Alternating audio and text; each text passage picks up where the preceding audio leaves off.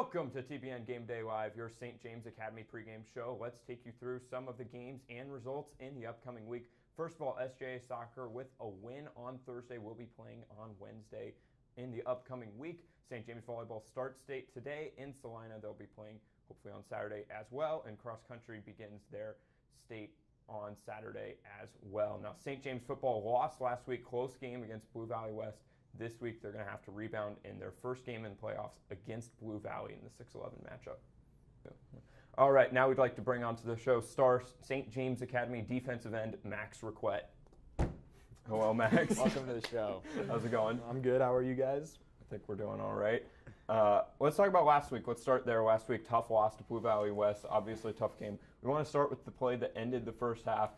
95-plus yard return. You got tackled right before the end zone. Just kind of take us through what that play was like for you and the team. Yeah, I saw the ball, I pick it up, and I start running. And then it's just, I got caught. Aiden Dreiling was in front of me blocking Tate Nagy, but was he really blocking Tate Nagy? I don't think so. Aiden ran in front of me a few times. You see me slow down, try to maneuver around him, just did not work out. Well, I'll say this. It was a fun play to call up in the booth. It was a very exciting play for St. James. Unfortunately, did end up losing by a touchdown in that game. Now we play Blue Valley this week. Defense had a lot of success against Blue Valley last time, even though we lost by 10. What's the kind of message for the team this week against Blue Valley? Defense, hit harder. We got Tyson back this week on offense, so hopefully Frankie's been doing pretty good, but Tyson, I say he's more of a true quarterback than Frankie. Frankie likes to just take off. Frankie's going to be in at wide receiver a lot this week. We might go some trick plays where we have both of them and Frankie ends up throwing it. But just last time we played them, we got beat on special teams. 2 snaps over our punter's head. That kind of ended the game for us. Yeah, so how would you say, obviously this week in practice is going to be very important, how would you say that the team and the coaches are trying to get rid of those silly mistakes? Like, are you changing anything? Just what's your focus this week? We've gone around punting a lot this week. We've been yelled at by Charlie, Coach Radke's alter ego, because he doesn't like to yell at us, but his alter ego does. Okay. So, like you said, we got Tyson Beshore back at quarterback this week. We're assuming that's going to still be the case tomorrow. We're filming on Thursday here. But, all right, what does Tyson Beshore, the senior quarterback, what's his return kind of mean for this team as we head into the playoffs here? The whole team's happy. We're excited to get him back. We've been missing him. I mean, Frankie's been doing great, but now Frankie, we get to see what he can do at wide receiver. I mean, you've seen him. He's pretty shifty. He's hard to catch. Yeah, so last week, tough loss to Blue Valley West. What's kind of the takeaway for the team after that game? Obviously, a tough game for the whole team, but what's kind of the takeaway as you head into the playoffs here? The takeaways is we need to be more focused, and special teams, we need to work on special teams with that block punt that kind of put us in a hole, and we didn't recover from that. Just being more careful with the ball. We had, 1 interception and 1 fumble that gave them the ball, set them up for some big plays. Yeah, for sure, I'd agree. Will and I have kind of talked about in the booth all year how special teams has sort of been a bit of a weak point on this team, and it's kind of, you never really know when something's going to go wrong, like that blocked punt. There's been some trouble on kick returns and kickoffs, so definitely a good thing to clean up because, like I've said, it's not obvious how important it is until it's not there when you need it to be. Yeah. All right, we want to talk about this week's game against Blue Valley. Zach, let's start here. Last time, a 20-10 loss for St. James. Definitely not the cleanest game of football for St. James. What can St. James do to end this game in a better result this time? Of course, the offense has got to be clicking on more cylinders than they were last time. They were struggling a lot even before Tyson came out of that game, but now that he's back to play Blue Valley again, maybe a little revenge game here, and so to see what he can do and make plays for the offense to make things easier when the defense gets stops like they did last time. Absolutely. It's going to be kind of, like you said, a big revenge game for Tyson here. It's the St. James team. They're looking to try to get back on track after a tough loss against Blue Valley West last week, but this week Tyson's back. What's that kind of mean for the team, do you think, Jonathan?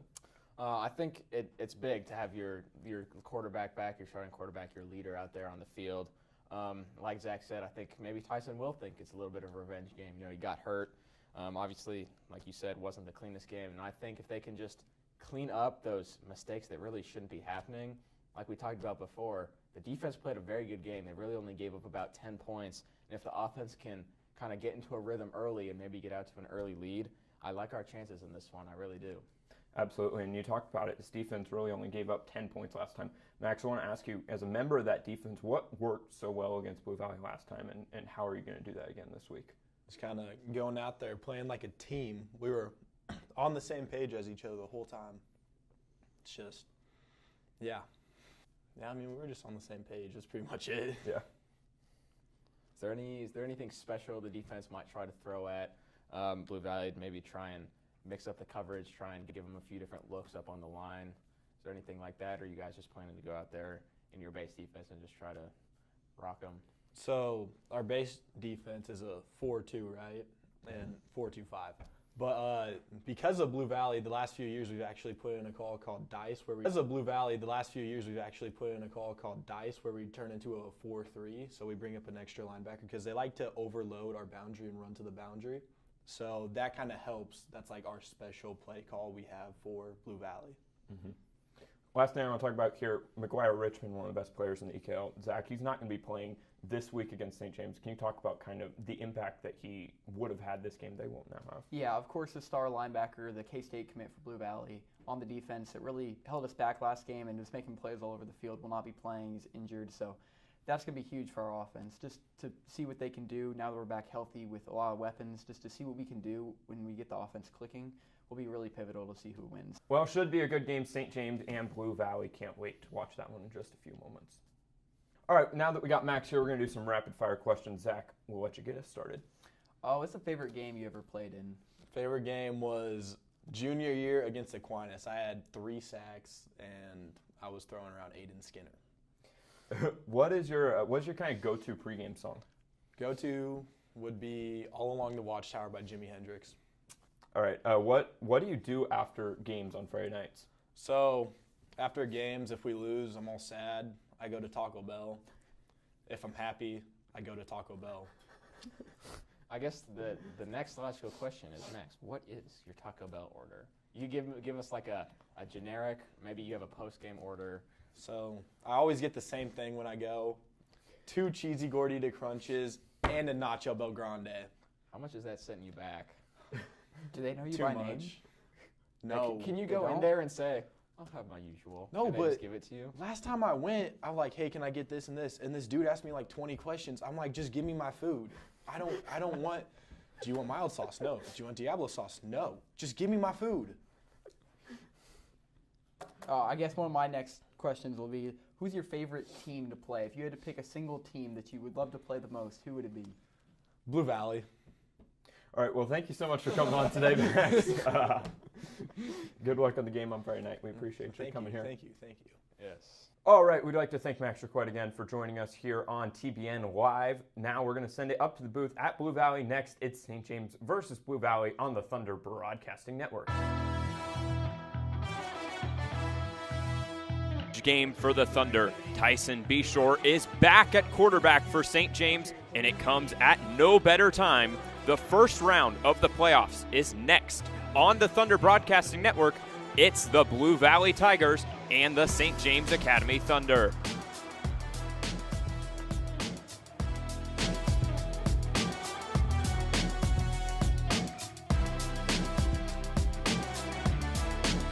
This broadcast is a product of St. James Academy. Any rebroadcast, reproduction, or other use of the pictures and accounts of this Thunder Broadcasting Network production without the express written consent of St. James Academy is prohibited.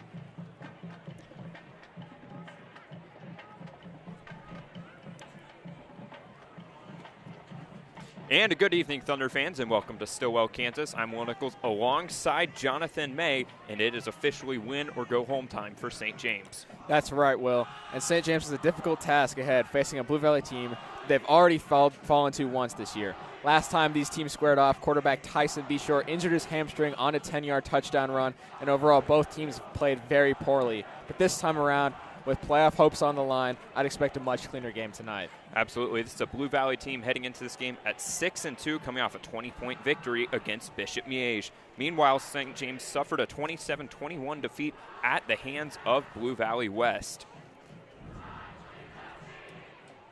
That's right.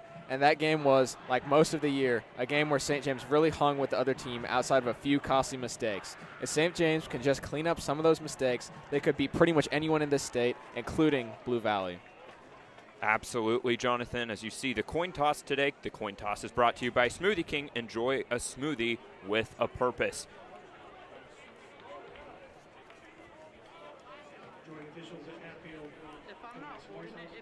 You see St. James will be going left to right here. Jonathan, who are your Shields X Factors tonight for the Thunder?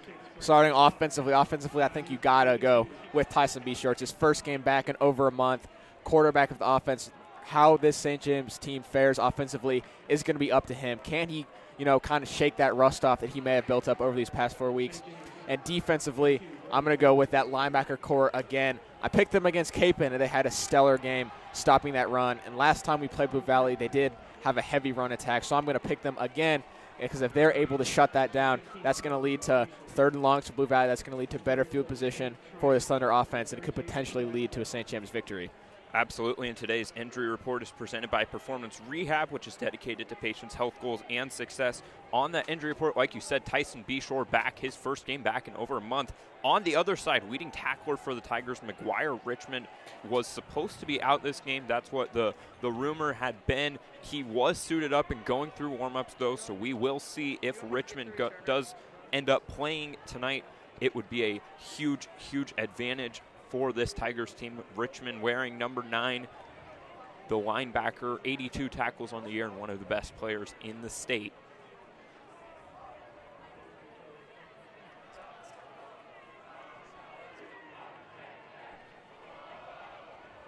Jack Bevitt will be back to kick now for the Thunder.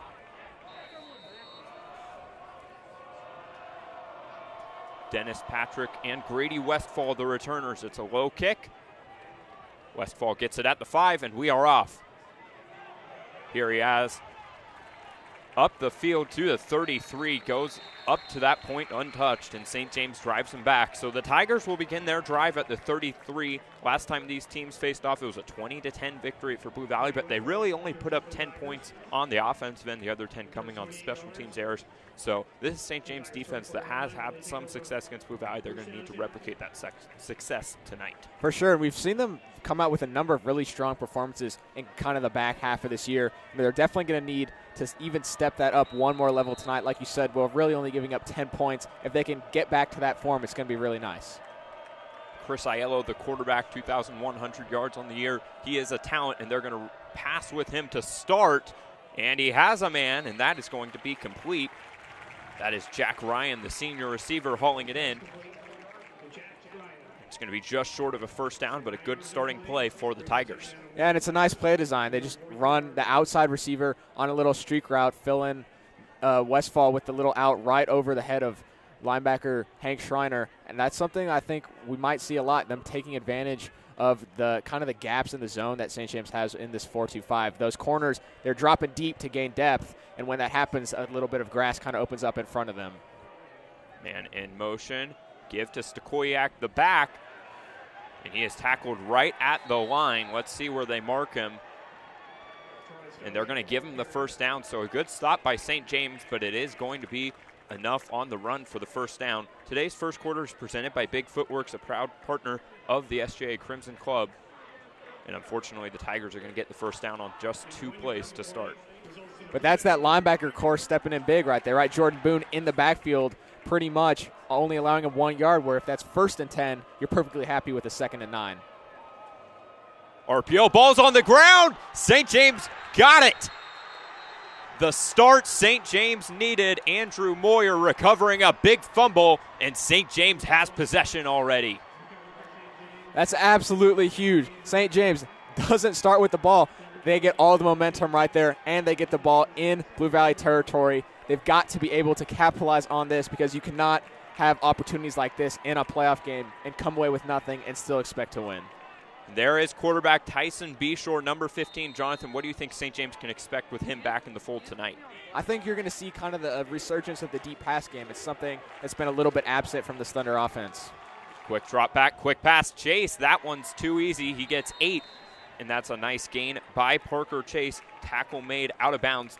Patrick Dennis, the corner.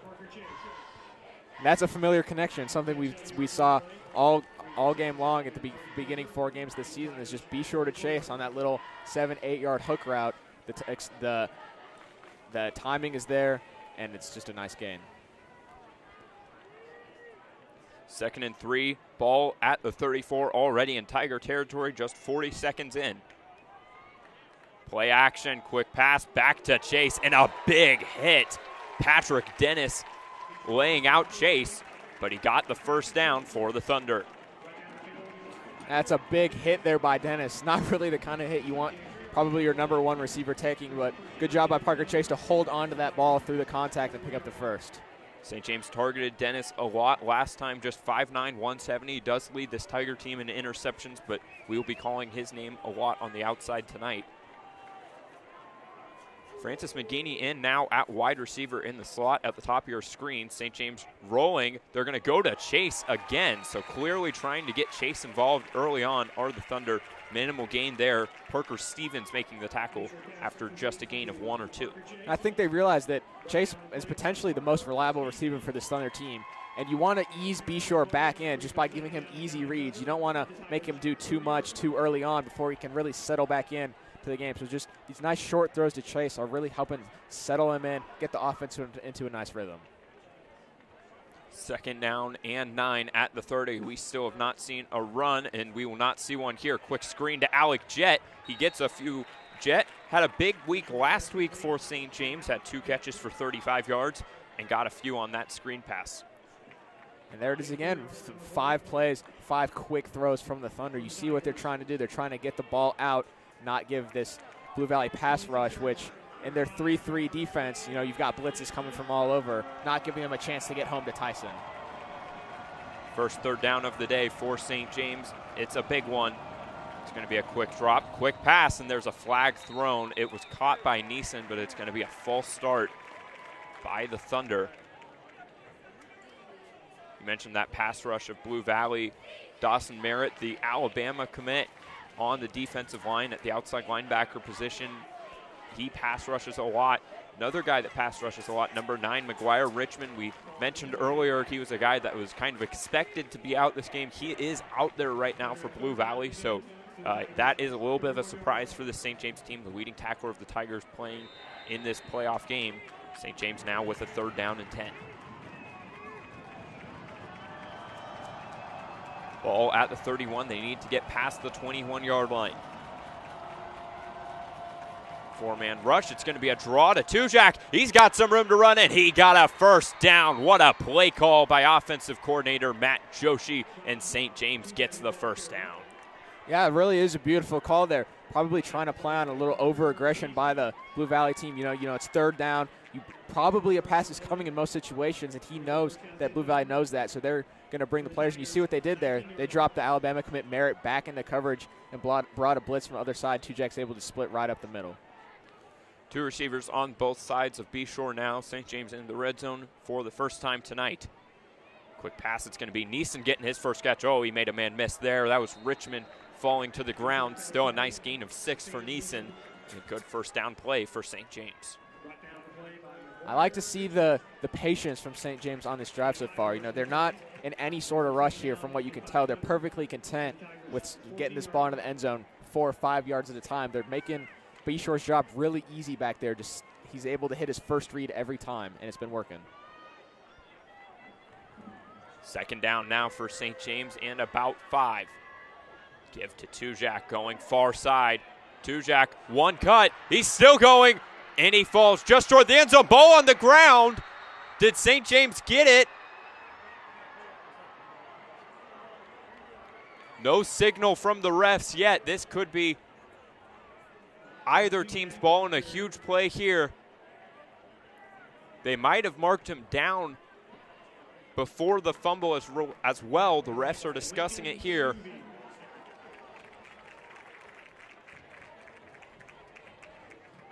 This is a huge, huge call for the refs to make.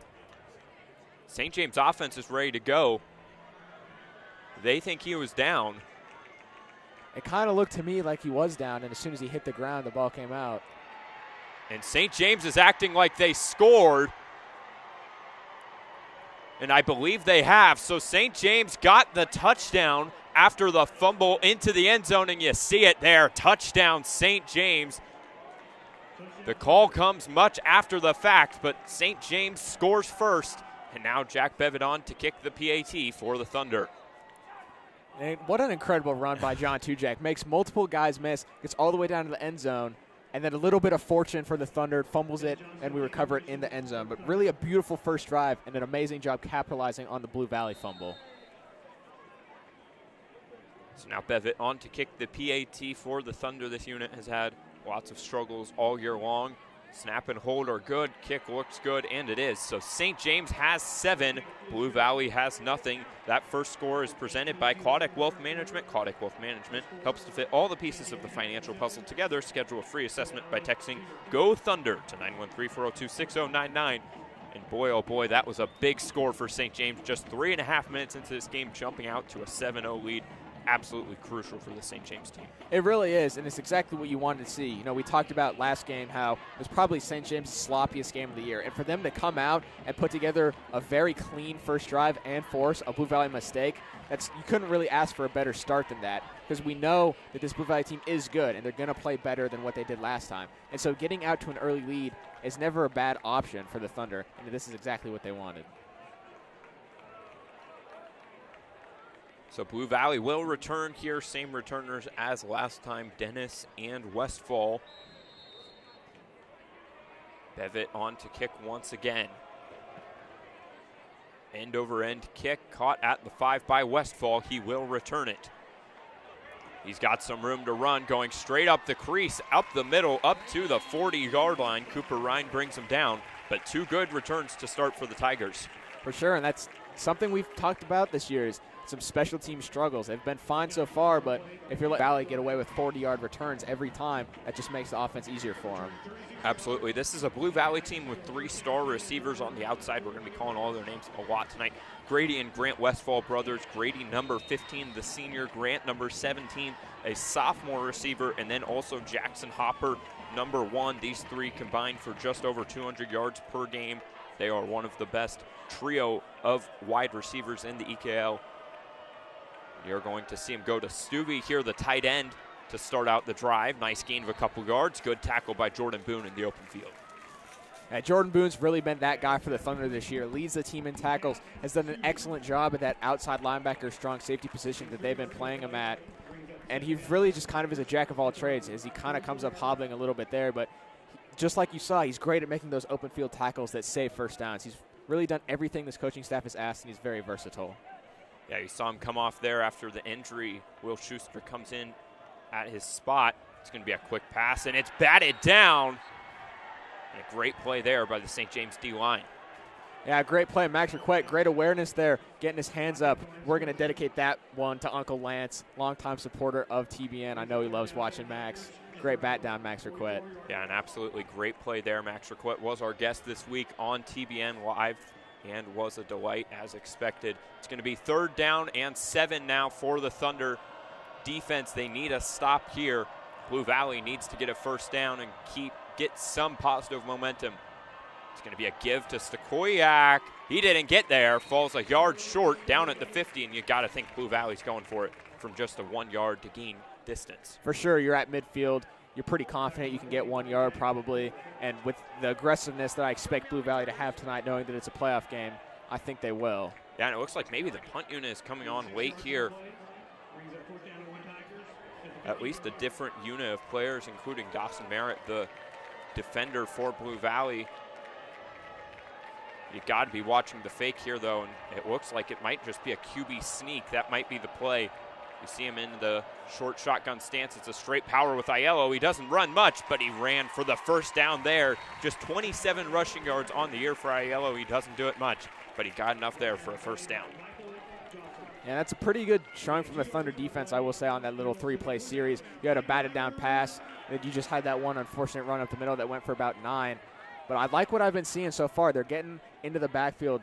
They're not letting Blue Valley get into the rhythm they want to be in yet. Absolutely. This is a Blue Valley team. They are a good running football team. They have great playmakers on the outside, so they should have success against any sort of team, but St. James has really stifled them so far. Let's see if they can continue that. And in motion is Hopper. It's going to be a gift to Stakoyak. Stakoyak shakes off the arm tackle, and he's going to be up inside the 40-yard line. Looks like he got a first down there on the run for Blue Valley. And there's that rushing talent you just spoke of. Well, first down, first and 10 rush, and you're getting another first down. That's something St. James is going to have to clean up. You saw them go with only 3 men down there on the line to drop Aiden Droney back into coverage. So clearly they're a little bit worried about that short pass game, but they've got to stay honest to be able to stop the run. Drop back, Aiello running out of time.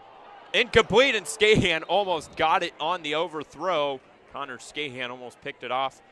Unfortunately, he could not haul it in, and so it's going to be second down now for Blue Valley. Great pressure there by number 99, Sam Charlton, up front. And good coverage in the secondary as well. Aiello did a pretty nice job of escaping the pressure in the pocket and then didn't really have anywhere to go. Had to overthrow his receiver, and you're right, Will Connor nearly picked that off his shoestrings. Second down and 10 now for the Tigers. Drop back. Good rush. Going deep ball to Westfall. Oh, it's tipped and falls incomplete. Great coverage. That was Hornback and Skahan batting it away and setting up a third down. Yeah, absolutely. Great coverage back there. You could see Skahan kind of playing with an outside shade, knowing he should have safety help over the top, and Hornback does a great job of seeing that deep post and making sure to get depth in order to break up that pass. That's something that maybe in prior games the secondary doesn't really pick up on. We've seen some cracks back there, but really solid coverage to start this one. Third down and 10 now for Blue Valley. They have not gotten their receivers the ball very much tonight. Lots of incompletions early on. They're going to roll to the quarterback's left. He got hit hard, and it's incomplete. A great hit there. Hank Schreiner delivering the blow, and the senior linebacker stepping up for the Thunder. Yeah, I think Aiello really felt Hank coming on that one. He starts split out wide and then just comes straight through that B gap. No one picks him up. He just got a free rush to Aiello. Does a nice job of avoiding a potential roughing the passer penalty, and it just throws off Aiello. So no Hornback will return now for the Thunder. Cecil Wysong back to punt for Blue Valley.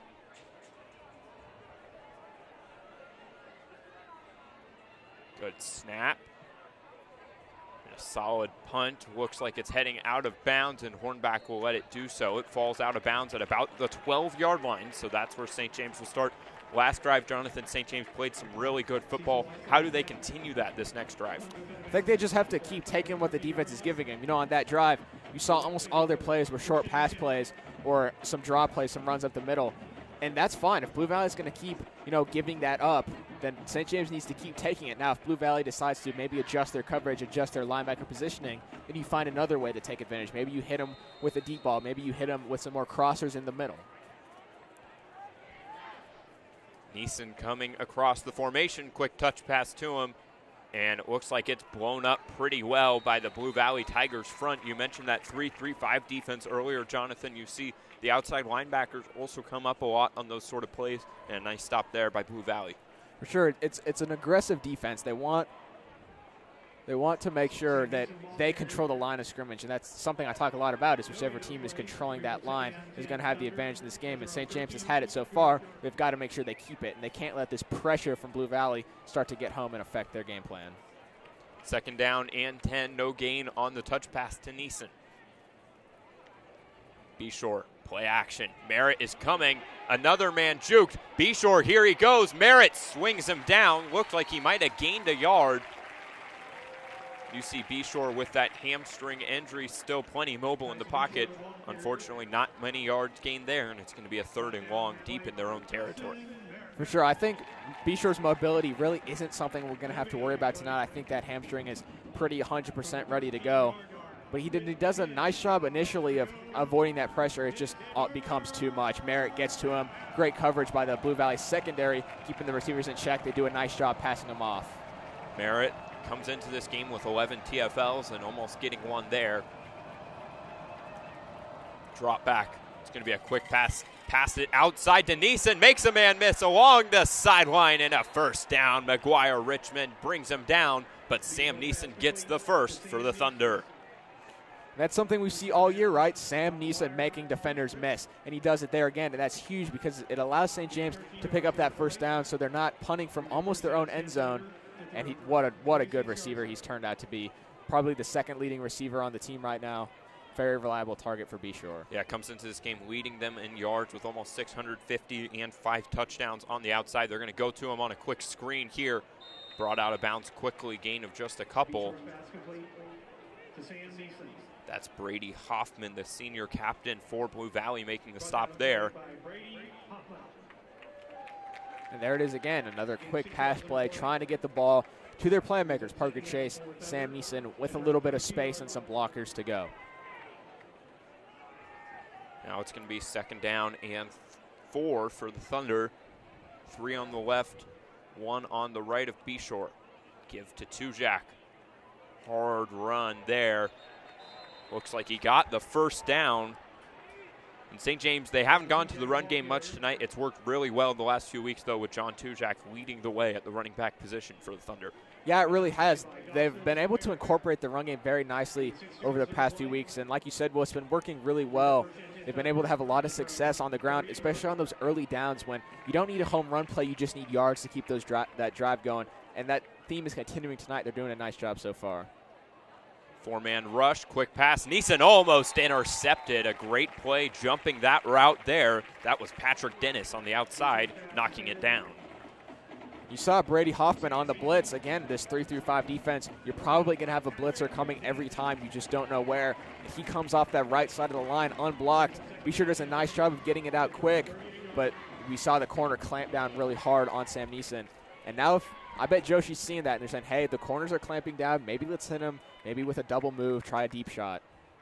2nd down and 10 at the 38-yard line. 8 minutes and change into the 1st quarter. He's rolling to his left is B-Shore. Plenty of time. Beautiful pass and just falls short of Alec Jett right off his hands. And that one might have lofted in the air just a moment too long for the Thunder.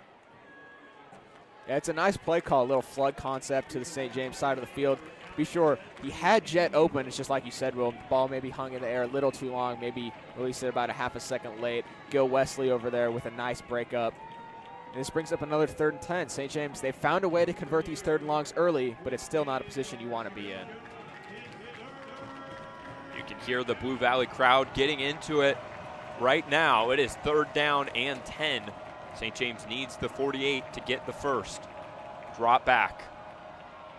Running out of time, and it's thrown out of bounds, and the pass rush gets home for Blue Valley.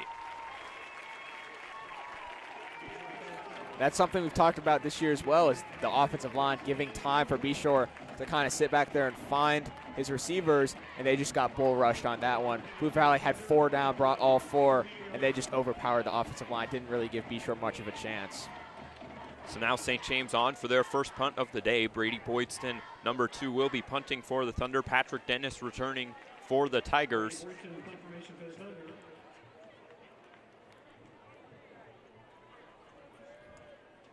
.338 remains in the 1st quarter here in Stilwell, Kansas. A beautiful night for playoff football.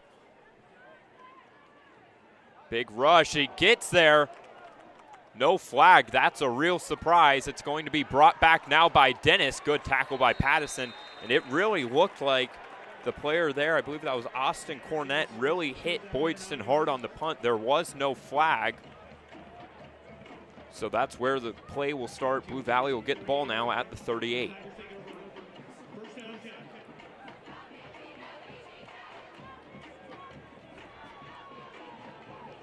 We mentioned the last time these teams played, a 20-10 victory for Blue Valley. In that game, Blue Valley found a lot of success on the ground game, almost 200 yards on the ground. We haven't seen them run the ball much with the running back Charlie Stakoyak tonight. Let's see if they go to it here on first down.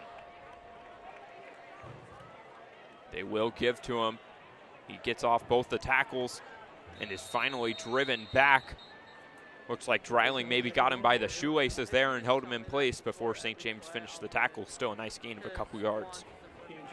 St. James, we've talked about a lot this year. Their ability to stop the run is going to have to be about as good as it's been this whole season. As you mentioned, Will, 200 yards rushing last time I played Blue Valley. And really in the games that St. James has won or had a great chance of winning, the theme has been that they've been stopping that run really well. 2nd and 8, it's going to be a give to Stakoyak. Requet brings him down, and that's going to set up a 3rd down now for the Tigers offense. They've been in 3rd down situations a lot tonight. You know, they want to avoid that in the future. For sure, and this is the position St. James wants to put them in, right? They want to force those 3rd downs, and then especially if you can get those stops on 3rd down, force them into those 4th downs where they're kind of, do I punt? Do I go for it? What's really the move here? 3rd and 4 here for the Tigers. Quick pass. It's almost picked off by Drury, but Hoffman, he's still on his feet. He's in the open field, still going at the 25. He is brought down, and what a swing that play was. It looked like Drury jumped it and was bringing it back. Instead, Hoffman comes up with it, and a huge gain for the Tigers. Yeah, it really was not bad coverage over there by Drury. He looked like he had the jump on the route, just barely missed it, and Westfall is able to take that about 30, 40 yards down the field. Handoff now to the back.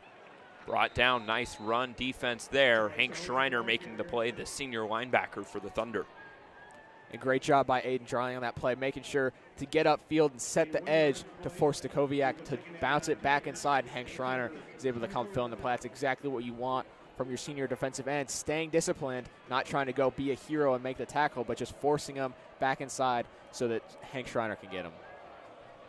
2nd down and 9 now, minute 35 and counting in the first quarter.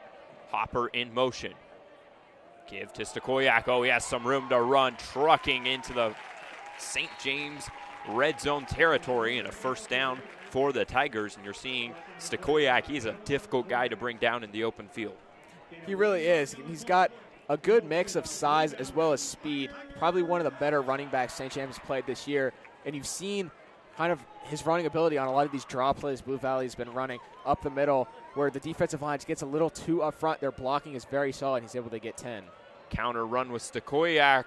Requet trying to bring him down, and he does. Max Requet, the senior D-end, getting his 6th TFL of the season right there.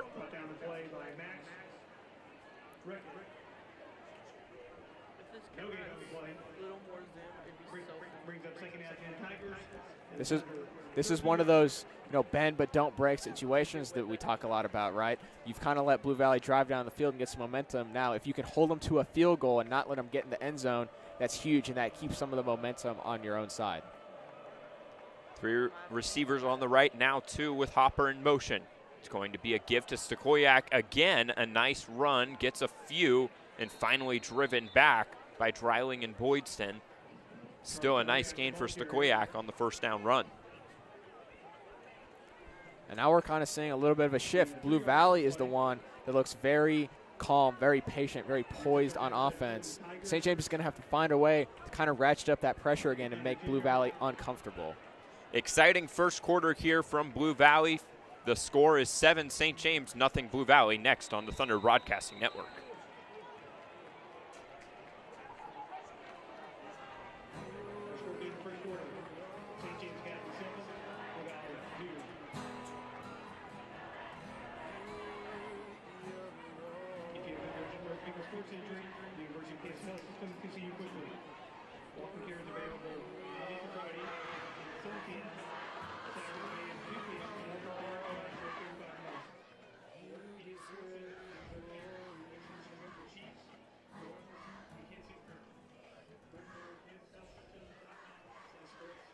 All right, we'd like to welcome you back to the Thunder Broadcasting Network here. Today's second quarter is presented by Trifecta Contracting, a single sports commercial glass contractor in the KC metro area. Good first quarter there for Jonathan. What do you like from St. James? I like how their offense has been looking so far, even though they did have to punt that second drive. The first drive looked very clean. They're able to march 40 yards into the end zone, and they did it very patiently. And you could see the adjustments Blue Valley made. They were a little bit more aggressive on some of those short routes, and now it's St. James's turn to respond back and see if they can't get a touchdown, get a field goal, get some more points on the board this next drive. 3rd down and 6 now for the Tigers. 3 on the right, 1 on the left is Stuvey. Drop back, looking, moving up in the pocket. He's got room to run. He's going to take it, diving into the end zone. And it's going to be a touchdown for Blue Valley.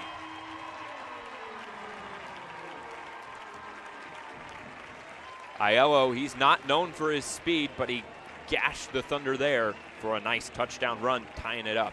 And you said it well, only 27 yards on the season until now. And he does a nice job of kind of all his options are blocked, and he sees an escape valve, just takes it up the middle. A great play to dive into the end zone there. Wysong will be kicking the PAT once again. St. James trying to block it, unable to do so. Wysong puts it through, and now the score is knotted up at 7, just one play into the second quarter. Today's trivia question is presented by your local NIL partner, Athletic Solutions. And today's trivia question is, when was the last time St. James beat Blue Valley? It's a nice and simple question today, and spoiler alert, St. James fans, it has been a while since St. James beat Blue Valley. We'll have the answer for you in just a few moments on the Thunder Broadcasting Network. Nice drive there by Blue Valley, tying it up at 7-7. Cecil Wysong once again kicking for the Thunder, or for Blue Valley. St. James will have Tujak and Chase returning.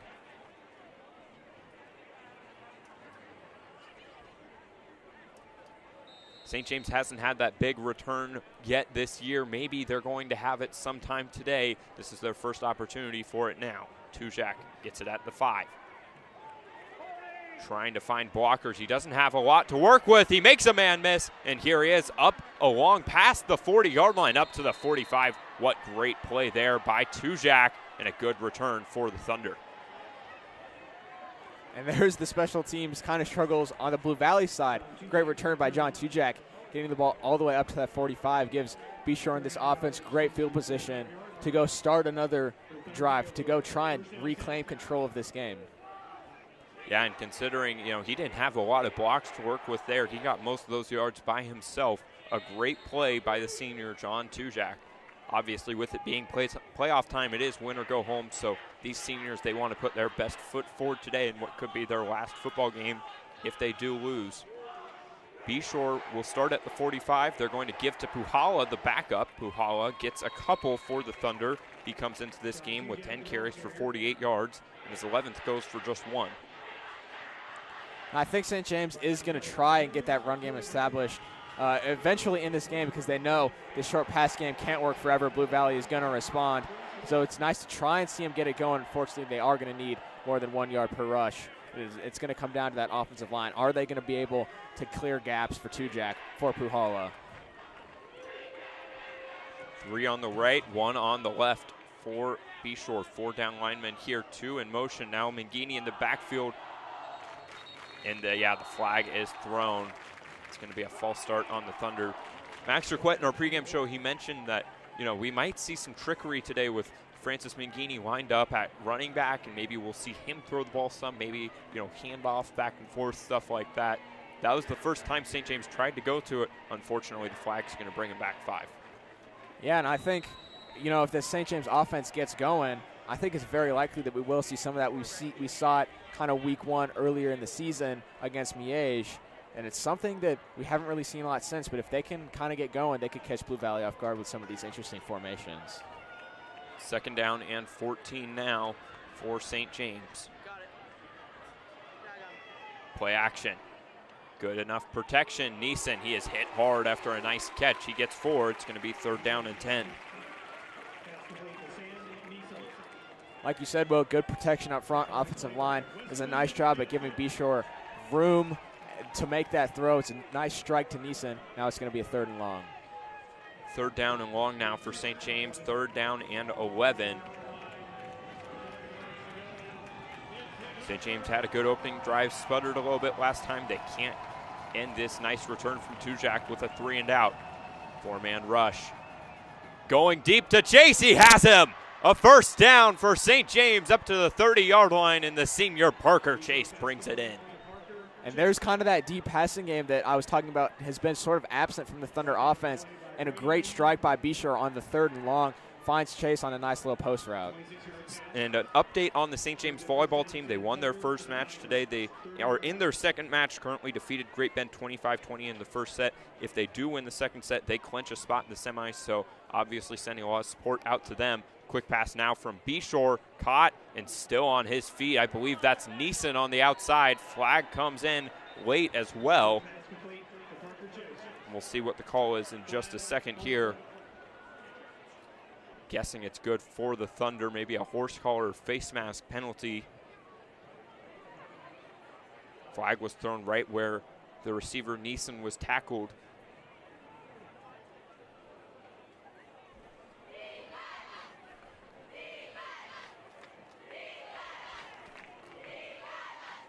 It will be the personal foul on the defense that's going to bring St. James up to the 10-yard line now. A couple big plays, and St. James already in striking distance. Yeah, they've got to be able to convert here, though. Settling for field goals in a playoff game is not what you want to have happen. You've got to be able to convert when you get inside the red zone. Bishore looking, going deep. Oh, that was a risky pass from Bishore, and Dennis knocked it down. He gave Chase a chance on the jump ball, and it was almost intercepted. Yeah, great job by Parker Chase. Almost turned into the DB there to try to prevent that ball from being intercepted. I think that throw just needed to be a little bit more to Chase's back shoulder, and he may have had a chance. Probably just a little miscommunication, a little inaccuracy there from Bishore, which we don't see a lot. He's a very accurate quarterback. Yeah, that accuracy, a big part of his game. Obviously, first game back in a month. There's going to be a bit of rust there, but we really haven't seen much of that tonight. He has looked really solid for the St. James offense. Now it is 2nd down and 10. They're going to give to Tujak. He's got some blocks. He's going to get a couple yards there, running the wide run play there. Brought down Ethan Wolf, number 92, making the stop, and now it's 3rd down and 8 for St. James. I think look for St. James to be aggressive here. I think they're going to go for the end zone. Likely a pass play here. They did have about that 15-yard rushing touchdown in the first quarter, but I think that they're looking for a touchdown here. I'm thinking maybe a rollout to the right. You've got Chase and Neeson to Bishore's right side towards that St. James sideline, but we'll see what Joshi dials up here. Big play. That's going to be the run to Tujak again, and he did not end up getting much there. You know, it worked earlier when St. James on a 3rd and long gave to Tujak. Looked like he stumbled a bit out of the box there. I think even if he hadn't stumbled, probably wasn't going to get you to the end zone, which is what St. James needed. And now the field goal unit comes on for the Thunder. Brings it 4th down and 7.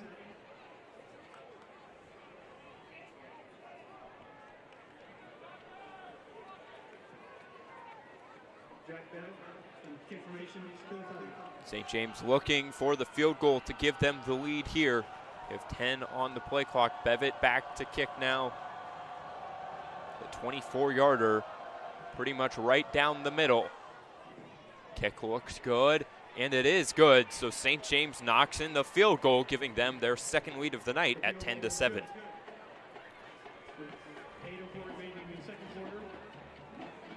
That St. James field goal is presented by Freedom Physical Therapy, a partner in working to form the whole person, a proud supporter of the SJA Crimson Club. Now Blue Valley will get the ball back on the offensive end.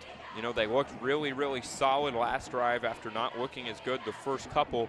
Now we'll see what sort of team are they. Are they going to be the team that, you know, had a shaky start and figures it out the rest of the way, or maybe it was that last drive a little bit of a fluke and they go back to struggling?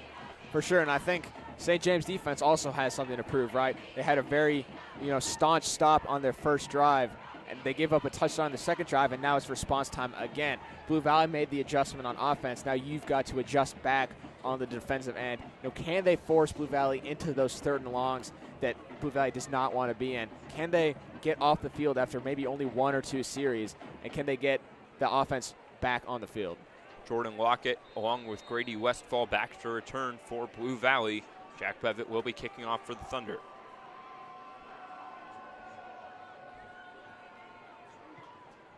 Bevitt, nice kick, and it will go out the end zone. The first one of those of the day for either side. So Blue Valley will start their drive at the 20-yard line. Both these teams have had really good returns today, giving them a lot better field position than that. So making this Blue Valley offense go 80 yards certainly is a big accomplishment for the St. James special teams.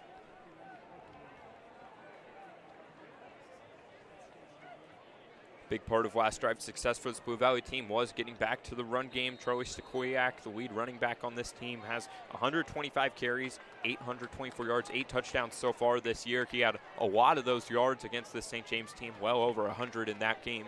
And he is, like you mentioned earlier, a nice mix of size and speed. I'm sure we'll see that a lot this drive. They're going to give to Hopper on the first play. A jet sweep action makes Boone miss, but falls forward and gets 5, does Hopper. And a solid first play for the Blue Valley drive. And like you said, Will, St. James is really going to have to figure out a way to slow down that rushing attack. Obviously, Stakoviak is very talented, and he's averaging over 100 yards and a touchdown on the ground every game, so he's clearly very dangerous. And St. James is going to have to find a way to slow him down, maybe hit him in the backfield a few times, force Blue Valley to throw the ball a little bit more instead of just letting them kind of run it down your throats. 2nd down and 5 now. Quick pass. Oh, he's going to pump fake. He goes deep. Drury sent the receiver Westfall out of bounds. It will fall incomplete. Blue Valley sideline looks unhappy about that call, but it will fall incomplete. Now it's a 3rd down and 5. That's good physical coverage from Drury on the near side of your screen there. Does a nice job, engaging with the receiver, but not too much, whereas to draw that pass interference call. And here it is, the 3rd down, 3rd and medium. St. James has got to get a stop here. A sack would be really nice, or an incompletion. 3rd and 5, receivers on both sides of Aiello. St. James looks like they're bringing a blitz. They are bringing a few. Stakoyak's going to run in. He's not going to get close. Falls a few yards short, and St. James defense gets the big stop. A great play there from the senior DN, Max Requet. He's had a fantastic start to this game so far. He's in the backfield again, only allowing a gain of about 2 there. Once again, it's a 4th and short, and St. James has to be waiting for that fake punt. St. James has seen that a couple times this year and hasn't defended it well. It's going to be Wysong to kick again. Horn back deep to return. They will punt the ball. It's a short kick. Horn back, fair caught at the 40. A good decision by the senior returner. He has been real good all year for the Thunder. And now St. James will start their drive with just 60 yards to go. 6:42 on the clock, left in the half. Obviously plenty of time. Both teams with 3 timeouts if they need it later on. St. James had a lot of success the first drive. They've kind of sputtered the last couple. Last drive, you saw some good plays, a couple big ones for the Thunder. And now St. James has not a chance to go put together their 2nd touchdown drive of the night. It starts here on a 1st and 10 from the 40. Out of the pistol. Pass, Neeson caught. Dives forward. Looks like he got 7 or 8. That's Wesley Gill making the stop for the Tigers, but a good play on 1st down. And again, they're just taking what the defense is giving him. They're seeing that these Blue Valley corners are playing 6-7 yards off, and then when the snap comes, they're backing off even more. And they're doing a nice job of just hitting these underneath routes. And Blue Valley really hasn't adjusted. They made a little bit of an adjustment on the last drive, but they've gone right back to their base, and St. James sees that and is just going to keep exploiting that until Blue Valley decides to make a major adjustment. So it's 2nd down and 2. 3 on the left, 1 on the right. It's going to be the give to Tujak. Looks like he got a 1st down just past the 50. Ball might be out. And he was down before the ball squeaked out there. That's the 2nd time we've seen the ball come out of Tujak's hands tonight. He's had a little bit of an issue with that in the past. That's certainly something St. James can't afford, to have Tujak cough up the ball and have Blue Valley get it at all in this game. Definitely not. You want to stay ahead in that turnover battle. With Blue Valley fumbling on their first drive. St. James wants to maintain that advantage because they know how important that extra possession is. They don't want to be giving them back to Blue Valley to allow them to try and get back into this game and take a lead. At the 50, give to Puhala, his second carry of the day. He gets 5. Tujak checks back in for Puhala. A good run on first down. Offensive line is doing a pretty nice job up front so far tonight. They've been giving B-Shore time to sit back there and find his receivers, and they've been doing a pretty good job in the run game. Obviously, Tujak with those couple big runs in the first quarter, and then Puhala there picking up 5. They've done a nice job so far, but they have to keep that up as this game goes on. It's going to be a give to Tujak, and he is ripped down. That's a nice stop there. Now it's going to be 3rd down and 4. That was Jalen Hawkins, number 8, making a nice stop for the Tigers. Here's another 3rd down. Like I said, St. James has done a pretty good job converting these in the game. 3rd and 4 is pretty manageable. They definitely want to get a first down, keep this drive going, keep the momentum on your side because you're out of field goal range right now, so you're coming away with no points if you don't pick up this first. 3rd and 4, 4-man rush. It's going to get there. Tujak caught out of the backfield, and it's going to be a first down for the Thunder. B-Shore to Tujak gets the first down. Beautiful play call by offensive coordinator Matt Joshi right there. They clear out the side and force the corner to vacate and are able to hit Tujak on the nice little wheel route. Joshi drew that one up like he's Picasso on a canvas right there, and a great first down pickup. Absolutely beautiful play call there by offensive coordinator Matt Joshi, and a great decision by B-Shore to hit Tujak on the wheel route there. Now it's going to be at the 29-yard line for the Thunder. 3 to the left, 1 to the right. Blitz comes from the right. B-Shore, he's going deep. He doesn't have him. He tried to go to the outside receiver Chase there. The physical coverage on the outside forces the incompletion. And there's that double move I was talking about. It looked like B-Shore had Chase. Blue Valley maybe got away with a little bit of a hold there. Coach Radke certainly wanted one. But there's that double move again. You've hit those short passing out routes, in routes so much that Blue Valley is conscious of that, and you're going to be able to beat them deep one of these days if you can just connect on one.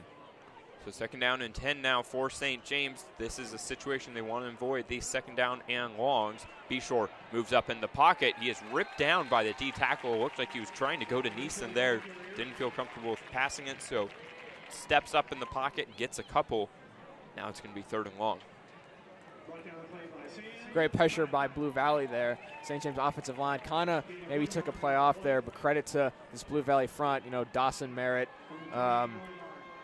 Nico Kokumeli, they do a nice job up front. They're able to get pressure there on B-Shore and not allow him to scramble. Yeah, this is probably one of the best, if not the best, defensive line in the EKL. And pass rush, you're going to see Lincoln Stuvey as well going to Kansas State. Alongside Dawson Merritt, the Alabama commit, they're littered with talent up front.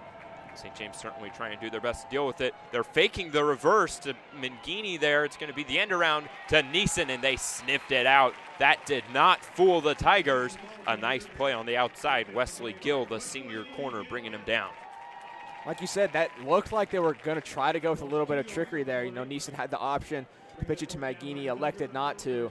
A great pursuit by Blue Valley to sniff it out and to get him down. And now Bevitt will come on for a 48-yard field goal, 47-yarder. Yeah, this is a risky choice here. Ben Johnson, the other kicker for this team, is out. Probably the kicker with a slightly bigger leg. 2:27 and counting on the clock. St. James looks like they might just bring it down to 0 here and call a timeout.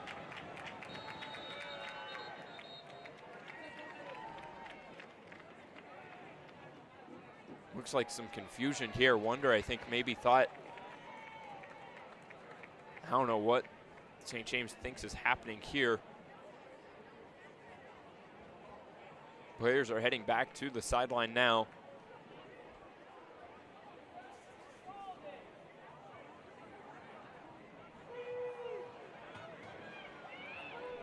Somehow both coaching staffs look unhappy right now after that one. You saw Jude Wonder kind of point to the play clock. Maybe, it didn't get reset properly because it felt like it hit 0. really fast on them.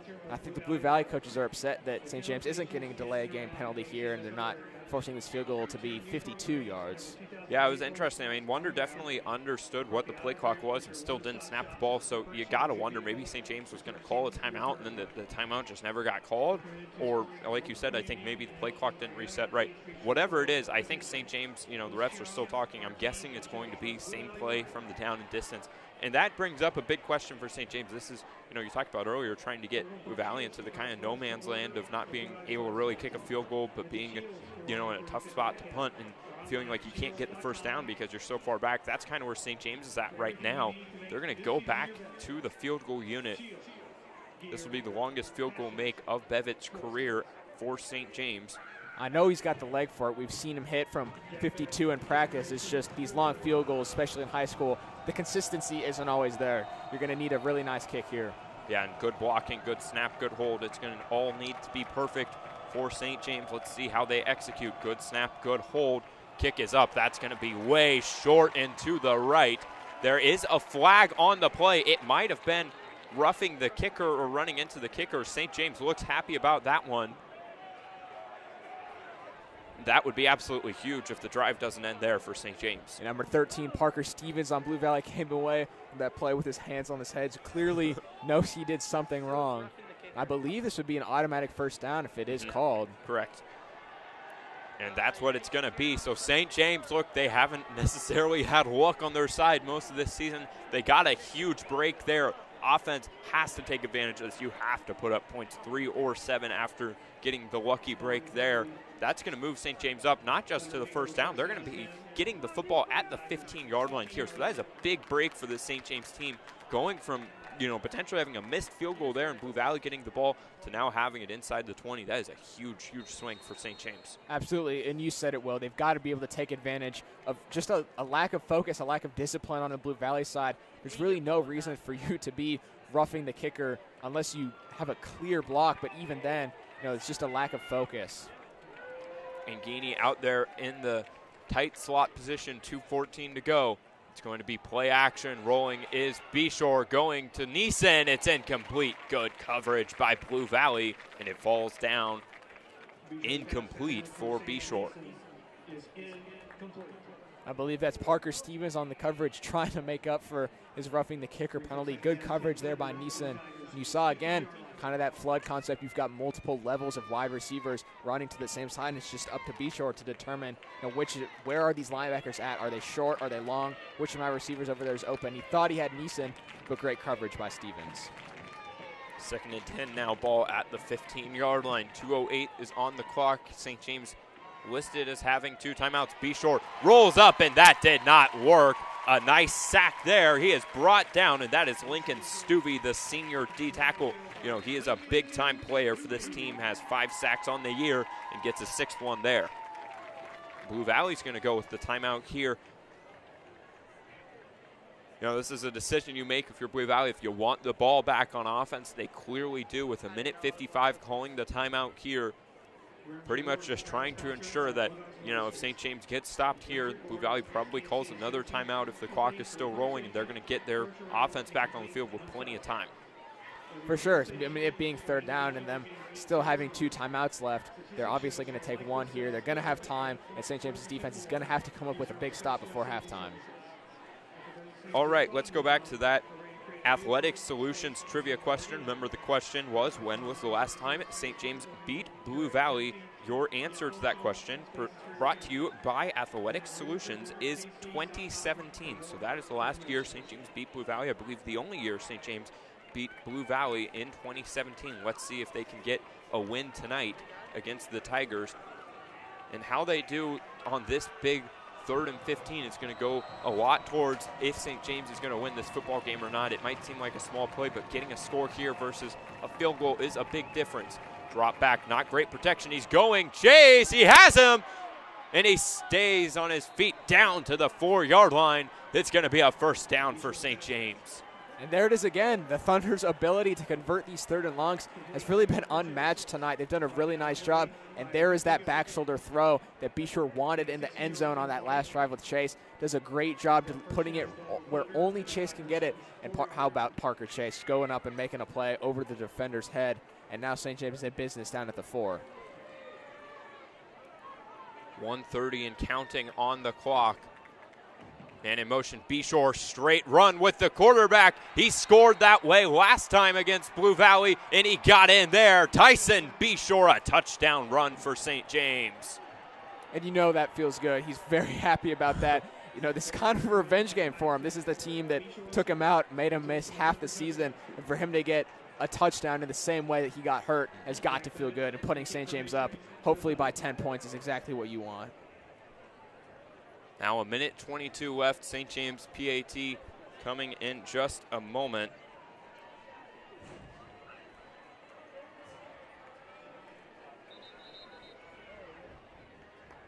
Jack Bevitt will be kicking the PAT for the Thunder.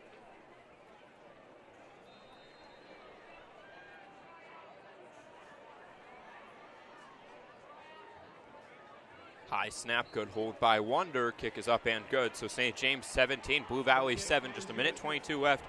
The St. James is the 11th seed here, playing at 6th seed Blue Valley. They will play against the winner of Base or Wynwood, the 3 seed, or the 14 seed Blue Valley Southwest. And right now, Blue Valley Southwest up 3-0. This is a little bit of a surprise, I think. You know, when we were picking games, you'll see it in just a moment in the halftime show. I believe all of us chose Base or Wynwood.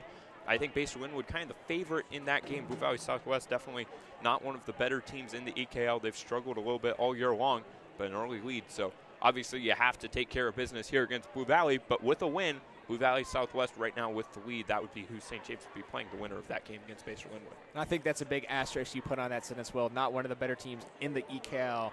You know, that EKL strength of schedule really is tough. These Blue Valley schools, St. James, Aquinas, Miege, all typically really good football schools. When you get out of the EKL, it's how you fare against those teams that really proves how good you are in the state. So Jack Bevitt will be kicking off here for St. James. 2 returners deep are Westfall and Lockett. It's going to be caught by Westfall at the 5. St. James needs to blow this up better than they have in the past, and he gets past the 35-yard line. St. James in volleyball just won their second set 25-17. So St. James will be advancing to the semis in volleyball, and that was a little bit of a late flag there. I think that might be on Blue Valley. That would move them back a lot. Number 29, William Pattison, getting involved there for St. James. We'll see what the call is.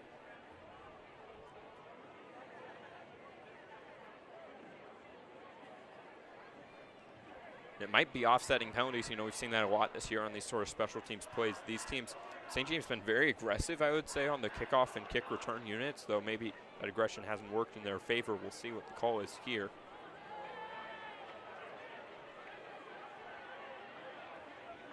Coach Radke does not look happy, so that's probably not good. It's a penalty on Blue Valley, so they are going to move him back 15 yards. Coach Radke still maybe got angry a little too quick. Yeah, there. I don't know why that would be the case after that, but it's going to move Blue Valley back 15. Those 15 yards, that matters a whole lot, especially when time is not your friend. Just 1:16 left and 2 timeouts. Those 15 yards could come up huge for Blue Valley. For sure, and that's just another penalty that there's really no reason for. These personal fouls that Blue Valley's had, 3 of them in this first half. They had the horse collar, the roughing the kicker, and now the unnecessary roughness. And those are just really inexcusable for a team that is already in a hole and you're just digging yourself deeper into it. 3 on the right, 1 on the left for Aiello in the pistol, rolling to his right. St. James brings the blitz from the other side, going into coverage, intercepted. It's Ben Drury getting the pick, and he is going to be brought down. It does not matter. St. James, 1 play, they got it back. Ben Drury, a huge INT for the Thunder. Incredible awareness by Drury there. He sniffs out exactly what Blue Valley's trying to do. He sees that they've got multiple receivers coming his way, and he sees that Jordan Boone is underneath taking care of his guy. Gains depth to his zone, is able to step right in front of that pass. Great play by Drury, and now St. James with another chance to get a touchdown. 1:06 and 2 timeouts left. And he has played so well tonight, almost picking off one earlier, finally gets his first INT of the year right there. And St. James, they have a chance to put up 7 more of their own. And I think if you're Blue Valley right now, you're really regretting calling that timeout they called earlier to stop the clock, because that's just working against you now, giving St. James even more time. With 1 minute and 6 seconds, St. James needs 38 yards to get 6. D lineman jumped. If the lineman on St. James would have touched him, it would have been a 5-yard penalty, but St. James does not. Drop back, Beshore faking. Quick pass, it gets there just a bit late to Chase. It's brought out of bounds. That's Wesley Gill making the stop for Blue Valley. And it's another nice dig route from Chase. Fakes the in route, cuts back outside. Beshore with a nice little route is able to hit him, and Chase, importantly, gets out of bounds to stop that clock. Still a minute to go, 36 yards, 2 timeouts. St. James has a chance to come away with another touchdown here. It's just, can they get the ball into the end zone? Can they drop the right plays? Can they convert those third downs if they come to them? Yeah, St. James was comfortable kicking a field goal from about the 30-yard line a few moments ago, so they're very close to field goal range as is. But obviously need the first downs they can get, and that is a first down right there. That's a nice play. Jude Wonder, the senior receiver, hauling it in, the number 3 receiver on the St. James team, up to the 25. Clock won't stop, and clock is going right now. 51 seconds and counting. Beshore, pitch to Tujak. They're trying to get him outside. Tried to get him outside so he could go out of bounds. It was blown up there. Ethan Wolf making the tackle there, and the clock is still going. A little bit of a surprise to see St. James maybe not call that second timeout. They're going to let it go. That means they have to get on the ball quick here to snap it.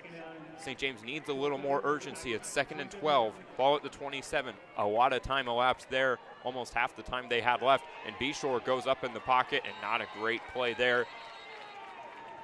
Timeout has to be called with 18 seconds left.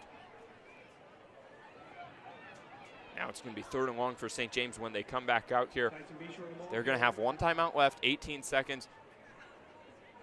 We saw the last kick, the 48-yard attempt that ended up in the penalty on Blue Valley. It was well short for Bevitt. Obviously, you talked about it. He can easily get these kicks there. It's more of a consistency thing. So, if you're even just setting up for a field goal, St. James wants to get as close as possible here to make life as easy as possible on that special teams unit. For sure. And I think part of the reason is he did get run into, so I'm sure that alters his kick a little bit. It doesn't take much to, miss a kick 10 yards short. It's only a few inches different of contact on the football. But like you said, closer field goal never hurts. It's exactly what you want if you're St. James, just get the ball as close as you can. Maybe could have gone with the first time out a little bit earlier in this drive. I know you said, a lot of time has elapsed off the clock. They had a minute when this drive started. Now it's down to 18 seconds. 26 yards to go, They still got a chance to get it in the end zone if you can get, some of these quick out routes that get out of bounds, throw over the middle, timeout, shot in the end zone. But we're just going to have to see. They've gone to Chase a lot in these situations tonight. Let's see if they go to him here. Drop back, 4-man blitz. Beshore rolling to his right. He's going to try to extend it. He gets, he was running on the sideline. He had open grass ahead of him, and he stepped out of bounds. Not the worst result for St. James. He got a few yards, and the clock stopped, but man, it felt like he was so close to getting a first down there. Really just slightly better balance. The Blue Valley defender pushing him a little off his path. Now St. James lines up for the kick. It will be a 39-yard kick for Bevitt from the right hash. St. James has plenty of time. Good snap and hold. Kick is up. It looks good, and it is. So Jack Bevitt, his 2nd field goal of the day, and it's a big one to give St. James a 20-7 lead. There's that leg we're talking about. We knew he had it. That field goal probably would have been good from the 48-yard location that the first one was not good from. And that's good if you're St. James. You come away with points. You capitalize on the turnover, even if obviously you want the touchdown.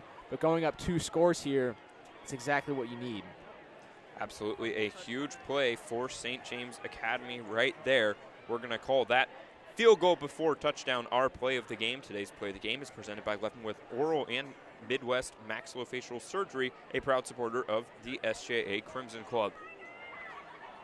With just 7 seconds left, St. James barely putting up some points before the half. The INT by Drury turns into 3 more for the Thunder. Now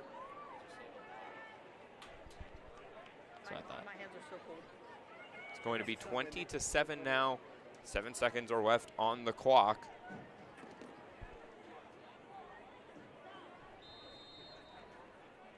Lockett and Westfall returning. Bevitt with the with the kick now after the field goal. It's going to be a squib kick caught at the 30, and that is well after the play. That is going to be an easy call there for the referees. I believe that was Sam Charlton with the hit there. You know, I don't think he really meant to hit him. I think he just didn't see that. He took a knee. And frankly, that's the sort of mistake that hurts you if you're St. James. You know, there was no shot Blue Valley was going to score. Now they're going to get the ball at the 45. And these Blue Valley fans are not happy. You might see an ejection here.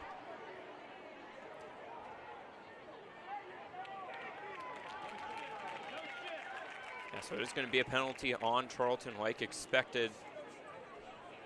At the 45-yard line, you know, Aiello's a good quarterback. He probably doesn't have the arm, I would guess, to get the ball to the end zone here. We saw in the NFL earlier this week, Jaden Daniels with the game-winning Hail Mary attempt against the Bears. Maybe Aiello can do the same now for the Tigers. As long as Noah Hornback and Ben Drury aren't over here taunting the Blue Valley fans, I think we'll be okay. Yeah, hopefully so. That's how the last game ended for the Commanders in the NFL. And you see Blue Valley, looks like they're setting up for the Hail Mary. St. James with 3 deep at the 30.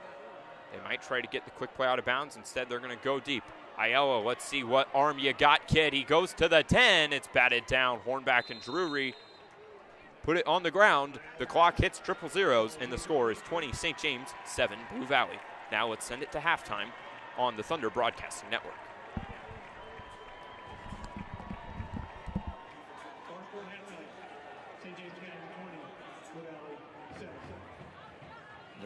The faculty formation that we provide through the Blessed Silos Institute at Donnelly College exists to do 3 things: to give people time for friendship with each other, friendship with Jesus, and then how these first 2 kinds of friendship affect the vocation of being a teacher. We meet every week on Wednesday mornings, usually on the late starts. There's got to be time to be with your friends. There's got to be time to pray. There's got to be time to study, and there's got to be time to talk about being a teacher.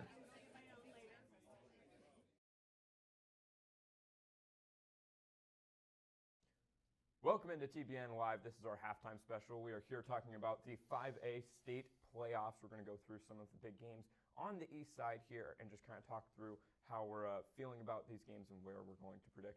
First of all, I'd like to say in our regular season predictions, I won handily between the 4 of us. Isaac's not here today. Unfortunately, he took last, so he had to get kicked off the show. Zach took second. Jonathan took third. Close between them. First, let's start with our picks here. Aquinas versus Turner. Zach, we'll let you start. Who do you got in this one? Aquinas.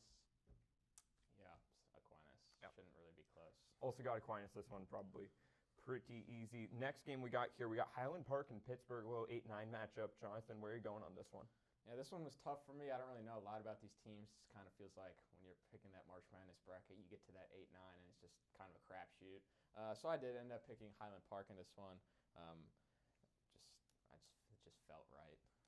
Yeah, okay. I'm gonna go Pitt in this one. I think Pittsburgh, close game, but I think they're the better team.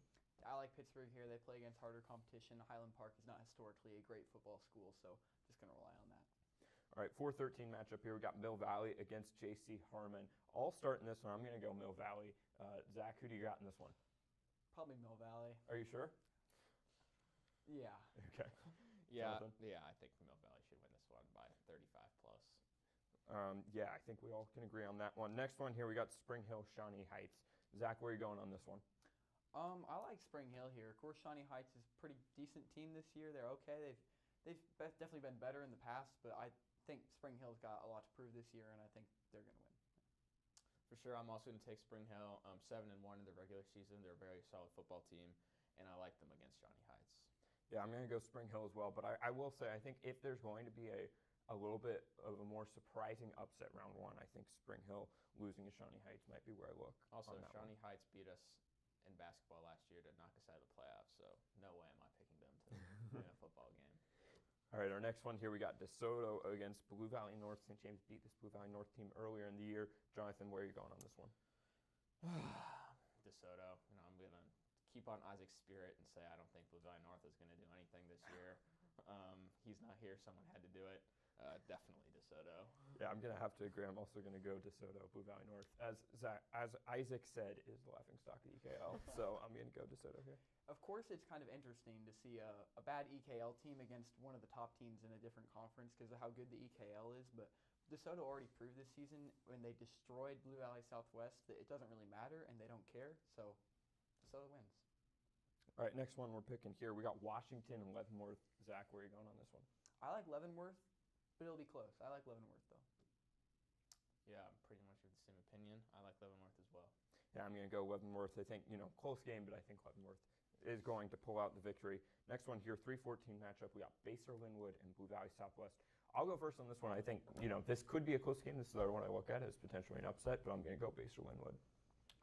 I like Baser Linwood here as well. Of course, so DeSoto destroyed Blue Valley Southwest, and Baser beat DeSoto. So just using that little ideology, I think Baser Linwood will find a way to win this one. Mm-hmm. Yeah, I agree. I think Baser's got it. Based on the beatdown that DeSoto gave Blue Valley Southwest, I think Baser Linwood should have this one in the bag pretty easily. Yeah, and important to note, if St. James were to win against Blue Valley tonight, they would play the winner of this Baser Linwood versus Blue Valley Southwest game, so a lot of implications for St. James as well. Speaking of which, let's choose our last game on the east side, St. James versus Blue Valley.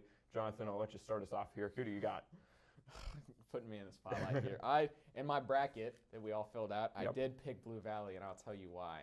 Because I needed a way to make my bracket different from theirs to try and get me some points and get me over the top. So I picked Blue Valley, one, because of that, and two, even though we played horrible, we lost to them last time, and I think they didn't play their best football too. So I would not be shocked if Blue Valley won. But I will say I really want St. James to win. Don't question my loyalty to the Thunder. I want them to win. I just need to beat them in the bracket challenge. Yeah, all right. I'm going to go, and we are obviously taping this before the game, so, knowing this airing at halftime, St. James could be up or down 20 right now. We don't know, but I'm going to pick St. James this one. I think close game. Like you said, both teams played pretty horrible last time they played. Not really at all what I'm expecting this game, but I think St. James has more playmakers. I think they get it done. Of course, historically, Blue Valley in the past 7 years, 5-0 against St. James, usually pretty dominating with the run game. But with that being said, have to take St. James, No other reason other than I think we're going to win, and Tyson's going to have himself a day. So go with St. James, and we'll see what happens. Yeah, I hope he does. I hope he throws for 5 touchdowns and 300 yards, and it's not even close. But so now here's the other thing we want to do. This is a halftime show. Jonathan, predict into the future. Where do you think the score is at halftime right now? St. James, Blue Valley, what do you think the score is as we're at halftime here in this game? I'm going to go with 14-10. St. James is up, 14-10. So you think we're going to lose in the second half after winning in the first half? I think it's a possibility because a lot of times when a team's up at half, they just kind of get a little complacent and they come back in the second half. We saw that the Colts last year against the Vikings. Big Vikings fan, 33-0 comeback. Come on, it's possible. Yeah. Okay. Well, Zach, who do you got? I like St. James to be up 21-7 at half. I think the way they jumped on Miege in the first game of the season, I feel like I'll be getting similar vibes from this game. Of course, Blue Valley will try and keep it close throughout the duration of the second half, but I think we jump on them early. I'm going 13-13.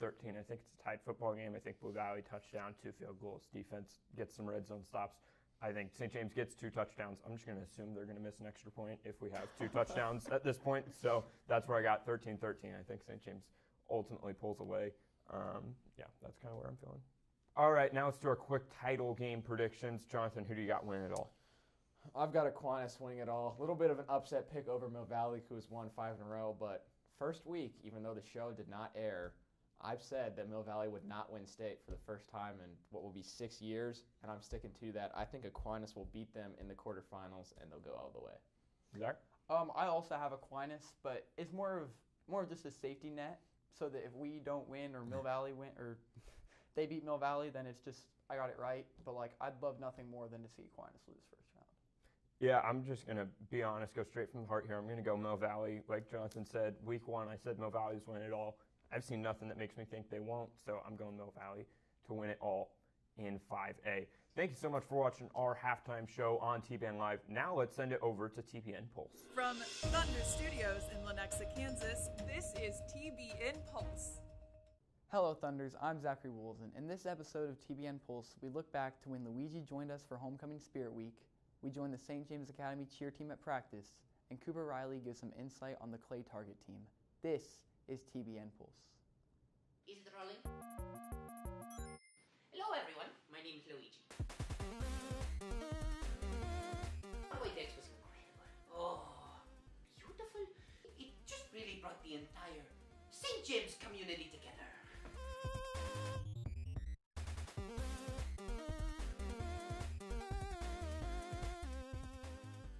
And it was marvelous. Oh, so many good things. We did have a little bit of trouble at first, but oh boy, we picked it up. Upon my experience as being Luigi, I decided to put up a few tarps on the ceiling. Now they were very difficult to do because I had to put magnets on the ceiling, but eventually I got the gist. Mr. Warren helped me out too. If you ever need them, Mr. Warren is always there.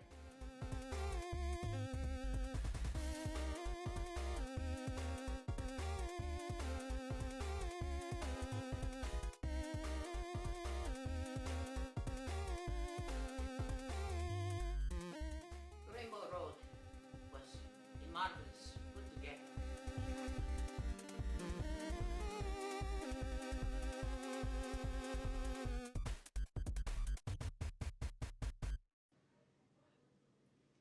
I have a quote from a famous man. Life moves pretty fast. If you don't stop and look around once in a while, you could miss it. Thank you.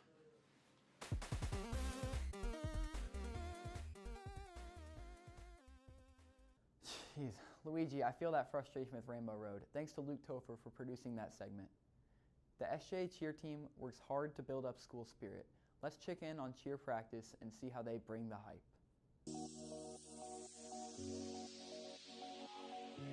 I believe! I believe that! I believe that we! I believe that we will win!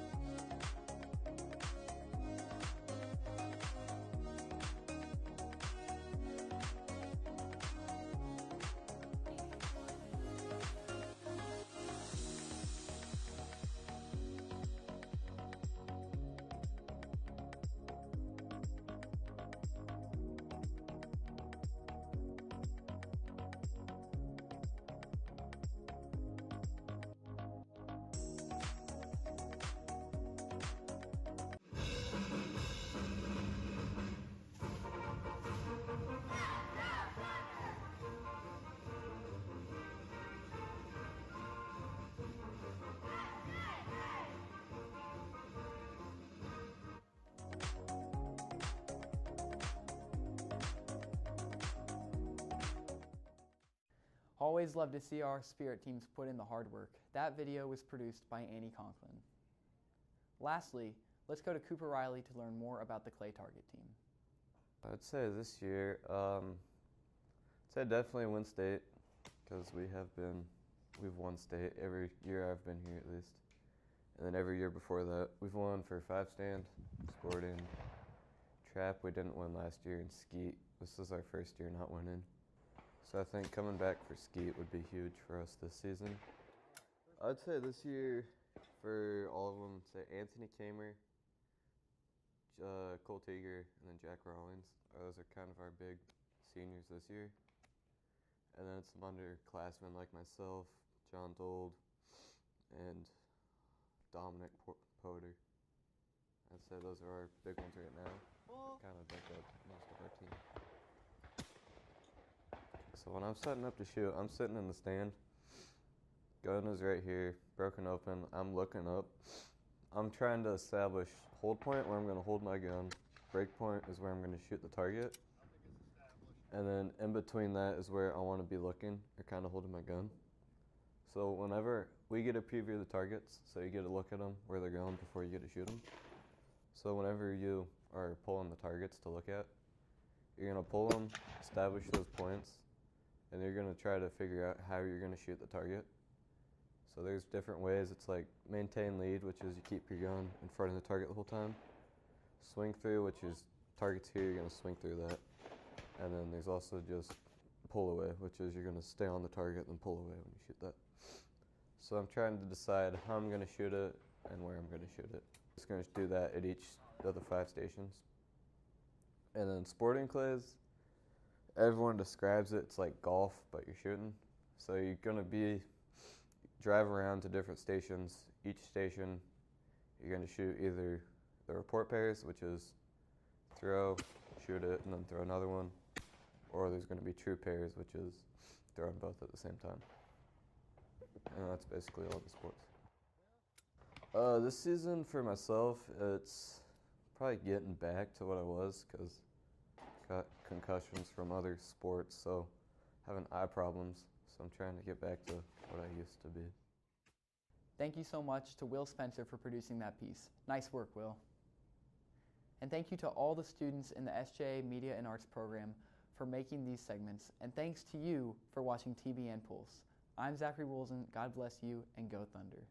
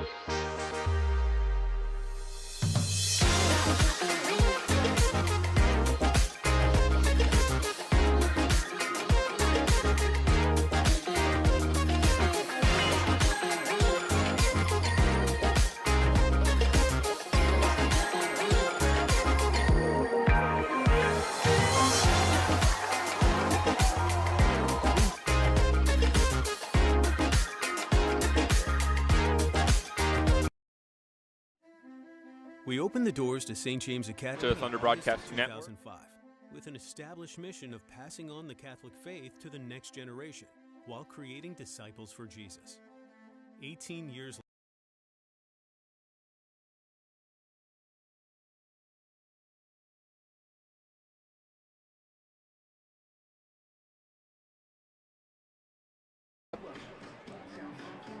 And now let's give you some St. James and 5A score updates. First of all, St. James volleyball won their 2 games today. They have one more later on. So they will be playing at 1 o'clock tomorrow in the semifinals. We do not know who they play yet. We will know by the end of the night. So we will have updates about that here on the Thunder Broadcasting Network. You can also check St. James's X profile as well. And now let's talk about some scores from round 5A, right? So we're going to start here. DeSoto versus Blue Valley North. Blue Valley North once dubbed the laughingstock of the EKL by Isaac Wolitz on TBN Live. They are making this a really, really close game right now against DeSoto, knotted up at 13. Another big game that is an upset alert. Number 1, St. Thomas Aquinas against number 16, Turner. 14-6. The Saints are up right now, so a close game in that one. Finally, our game of the week in 5A. Mill Valley versus J.C. Harmon. Believe it or not, at halftime, friends, it is 63-0. Mill Valley is beating J.C. Harmon. Yikes. All right, and we'd like to welcome you into the booth here. I'm alongside Jonathan May, Will Nichols here. We mentioned some of those scores from around the EKL and at St. James. Now in this game right here, St. James is up 20-7. Blue Valley is going to be punting to St. James, or kicking rather, to St. James to start out, which I think is something we forget because St. James got the ball so early in the half. So St. James, they can get a 3-score lead here. They can make it really, really hard on this Blue Valley team to come back. Absolutely. And, you know, St. James, they lost the first game this season, right? So they're coming in with a chip on their shoulder. And I think they've done a really good job at kind of channeling that towards a little bit of toughness and aggression in that first half, coming out with a 13-point lead. But they've got to keep it up, right? I picked at halftime that begrudgingly, I thought Blue Valley was going to be the better team, and they haven't been. And St. James has been, and I'm very glad to see that. But they've got to be able to continue this into the second half. They have to keep the offense flowing. The defense has to keep showing up when it matters most, getting off the field on those third downs, containing that run game. And if they do, I think this game is St. James for the taking. They've got to play a clean second half. Absolutely. Being clean as far as penalties and turnovers go is absolutely huge here. You cannot overstate the importance of that for the Thunder. They will be returning here in just 40 seconds. We just gave you some quick updates from around the EKL. You saw our halftime picks just a moment ago. I believe none of us were correct on that. I think we all underestimated the St. James team a bit, if anything. How about Mill Valley, though? 63-0 at halftime is wild. It's absolutely crazy, you know, and before we were making our bracket picks, Zachary was talking to us, and he was saying, you know, I really like J.C. Harmon in this game. He didn't pick them, but he talked about, you know, maybe that's a team to watch on upset. That has not been the case so far. So Mill Valley up 63-0 at half. And, you know, they're on the opposite. They're on the top end of the bracket, so St. James would be playing them in the semis in state if they got to that point. Zach's big on picking the underdog, you know, for the content, he Correct. says. He's trying to make the show interesting. I would have liked to actually see him follow through this time. You know, put your money where your mouth is. Exactly. Pick J.C. Harmon over Mill Valley. You know, what's stopping you? What's holding you back from that? So Blue Valley's going to be kicking off here. Tujak will get it at the 10-yard line, and that's where he will begin his return. Tujak, oh, he's got some space. He just has to make the kicker miss. He cannot, but past the 40-yard line. And I got to say, the St. James special teams, they have been very bad this year. There's no way around it. Tonight, the exact opposite. They might have been the strong point for the St. James team. 2 field goals. They've gotten a penalty that set up another field goal later on, and great returns from Tujak all night. You have to love what the special teams unit is doing right now for St. James. For sure. We've talked about how special teams is one of those things that you don't realize how important it is until it's bad. And St. James has realized how important it is this season, and they've done a nice job. I mean, Tujak with multiple returns out past the 40, and that just makes B-Shore and the offense's job a lot easier. Ball at the 42-yard line. 3-man rush. Oh, he's going to Neeson. He has him on the deep ball. The double move works in one play, and it's a big one to Sam Neeson. You called it earlier, Jonathan. You wanted the double move, and you got it. And Sam Neeson, one big play, and already inside the 30 are the Thunder. And that's a beautiful route from Sam Neeson. You know, we talked pregame during warm-ups how we felt Sam Neeson was the best route runner on the team, and he shows you why right there. Beautiful double move, and B-Shore delivers a great ball, puts the correct amount of touch on it, puts it right in the breadbasket, and St. James is in business. Big strike on first down. Now Tujak flexed out wide. Mangini in the backfield with B-Shore. B-Shore is flexed out.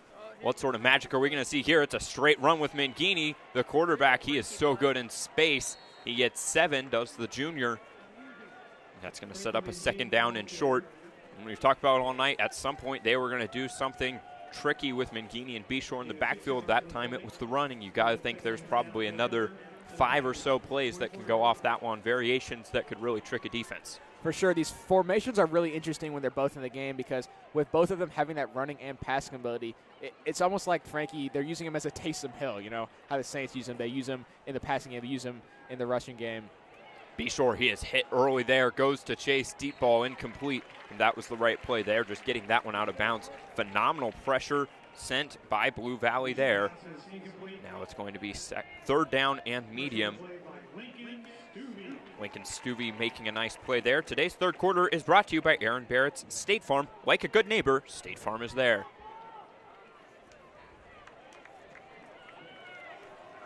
St. James needs a conversion after the big play by Neeson to get him into this range. They've had 2 plays and they haven't gotten the first. Let's see if they can here. Tujak, believe he got past the line to gain for the first down, and that's where they're going to mark him, just a yard past the 20-yard line. And St. James already in the red zone, and they have looked really, really good, really focused so far out of the half. For sure, great job up front by the offensive line. Do a nice job clearing the runway for Tujak. You know, St. James with the all-white. Those big boys up front kind of reminds me of Baymax from Big Hero 6. They do a nice job up front and did a great job clearing a runway for Tujak right there. And now it's going to be first down and 10. Let's see if St. James can punch it in on this one. It's going to be a give to Tujak. Still on his feet. He falls forward up to the 15-yard line. Got a few there. McGuire Richmond, the senior we talked about earlier, he was a guy that made a big impact the first time these teams played. He was not expected to play today, has been out there. It's been kind of quiet so far, but there he gets a tackle against Tujak. For sure. I mean, he's their leading tackler for a reason. They move him around a lot from that safety position. They'll play him deep in coverage, and they'll also bring him down when they do kind of that inverted cover 2 that they like to run. They'll bring him down, and now you see him over Parker Chase right there in the flat. Interesting formation. Beshore behind Mangini in the pistol. And now he taps Mangini's head and he motions out. Beshore, he goes to Neeson out route. Oh, man, that was difficult play there. I got to say, this is a lot of creativity. You can tell offensive coordinator Matt Joshi, he is in his bag, as the kids like to say right now. He is absolutely calling whatever he wants. And that time almost worked to get the first down. Now it's going to be a 3rd down and 7. And it reminds me of some of the funky formations that we've seen the Chiefs run. You know, it reminds me of kind of the circle and the huddle that we've seen before. A lot of these just strange formations that the Chiefs see that seem to work. St. James kind of has yet to connect on one, but I know one is coming. Drop back from Beshore, 3-man rush, goes to Chase. Chase makes a miss. He's on his feet inside the 5-yard line, and that is a big play. You know, St. James doesn't have a tight end in this offense, but sometimes Parker Chase, his size, it sure feels like he is one. That play really looked like a tight end shedding a couple tackles for the first down. And it's a great catch. Great job by Beshore. Really fit that ball into a pretty tight window. Chase does a nice job of breaking a tackle, getting it all the way inside the 3. And, you know, it's fun to watch all these creative plays, but you still got to have success even though you're using them. And so I like to see that St. James, through this creativity, or have the ball inside the 3. They've got a chance to go get a touchdown right here. Bunch to the left. Receiver at the top, alone. Tujak into the end zone. It's a St. James touchdown, and John Tujak, his first touchdown run of the night, gives St. James a 3-score lead against a team they fell to by 10 earlier on in the year. And again, credit to the offensive line. They did a really nice job. Really that whole drive, clearing the way for Tujak, giving Beshore time to sit back there and find Chase, find Neeson. Really just a complete drive all around, and it's exactly what we wanted to see from St. James coming out of the half. A punch right to the face of Blue Valley, and now they have to keep laying them on. Bevitt sends the PAT up, and it is good. St. James 27, Blue Valley 20. They are up 20. That is today's drive of the game, and today's drive of the game is presented by Luxury and Imports. Find your drive today at Luxury and Imports. And St. James looked as good as they've looked all year on that drive on offense, moving the ball well the entire drive. And Tujak runs it in for a 4-yard touchdown run to put the exclamation point on a great 2-minute, 52-second drive for the Thunder.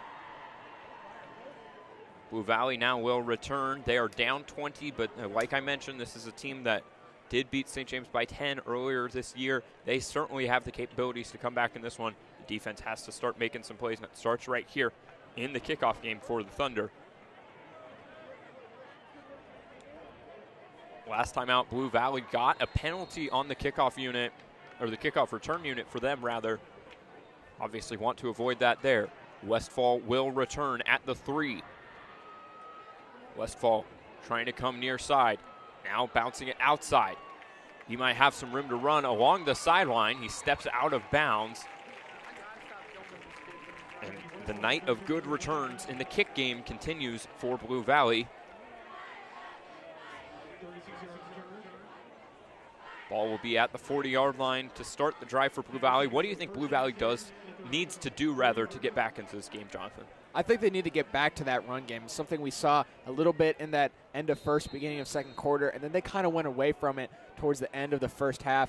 And obviously, with the pick by Drury, the Hail Mary by Aiello to end the half, they've got to get back to that run game. Stakoviak is a very talented running back, and they were able to get big chunk plays with him early in that second quarter, late in that first quarter. So I'd like to see him get back to that.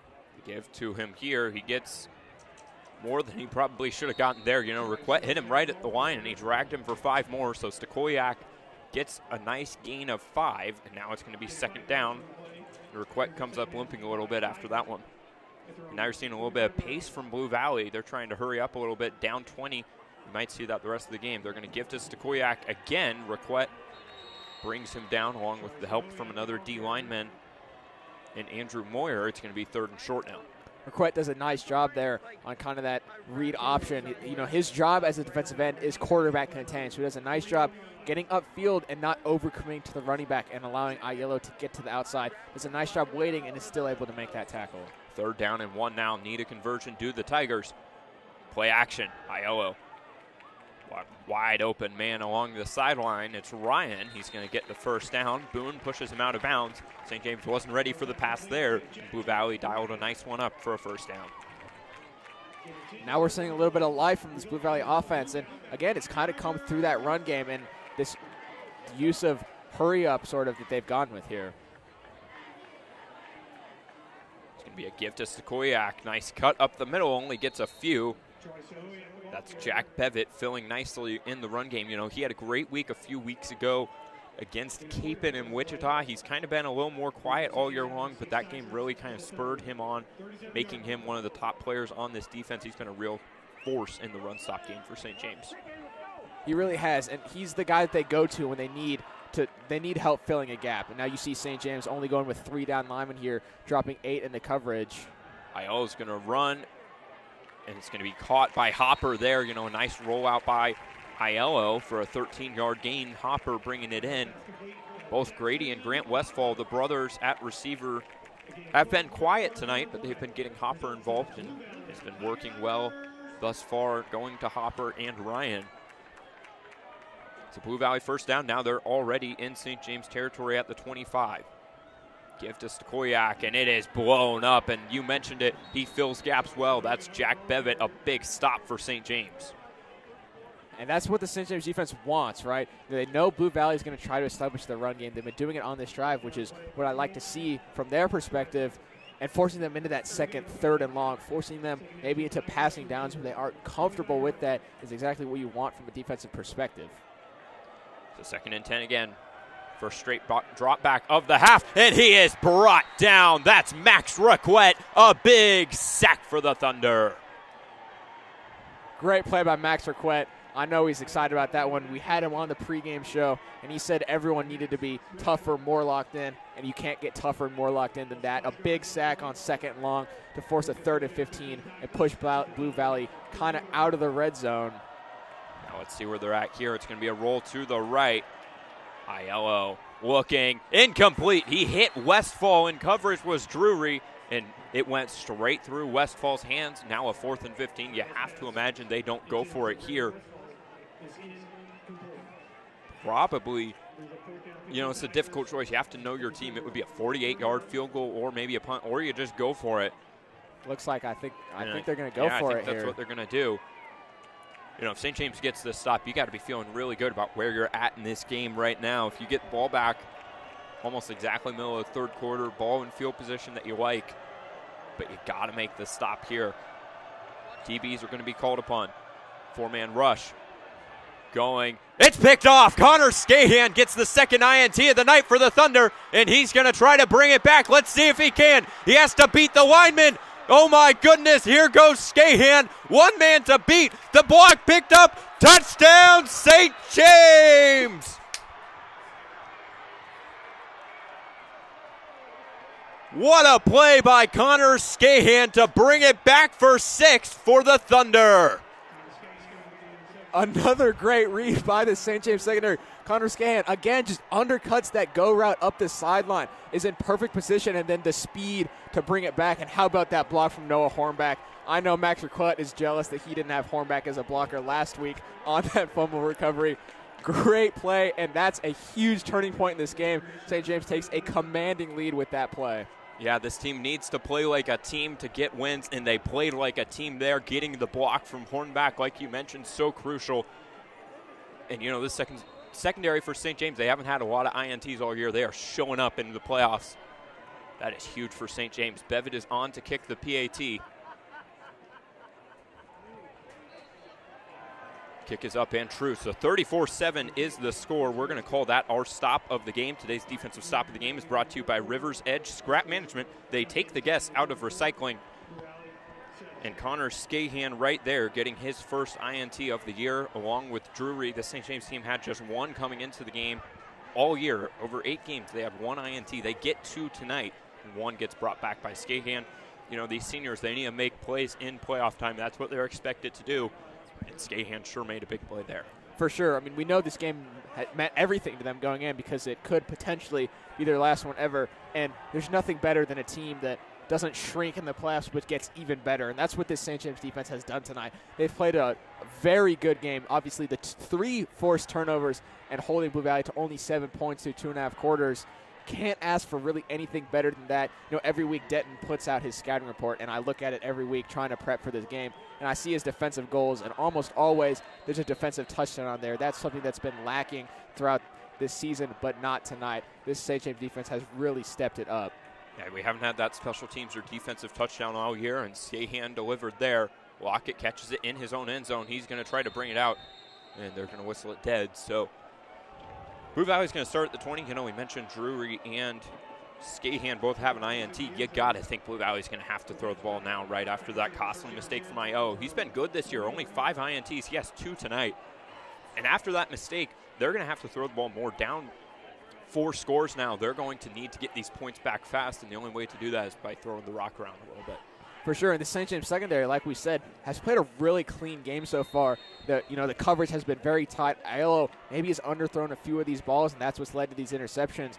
But I think they're mixing up the coverage back there. They're throwing different looks at them, and they're just playing very well. They're playing as a team, like you said. Well, you've got to win as a team. And they're doing exactly that. Hoppers in motion now. They're going to give to Stokoyak, and he is brought down. What a great hit. Aiden Dreiling. He has been a big-time player. Came into the game with 11 TFLs, and he got another one there for St. James. And it just feels like all the momentum is on the St. James side right now. You get the defensive touchdown. You come out and you get a big tackle like that from Dreiling. Yeah, they definitely have the momentum now. Aiello, he's going to take a deep shot. He's going to challenge Schuster on the outside. Nothing there. And now it's going to be 3rd and long for Blue Valley.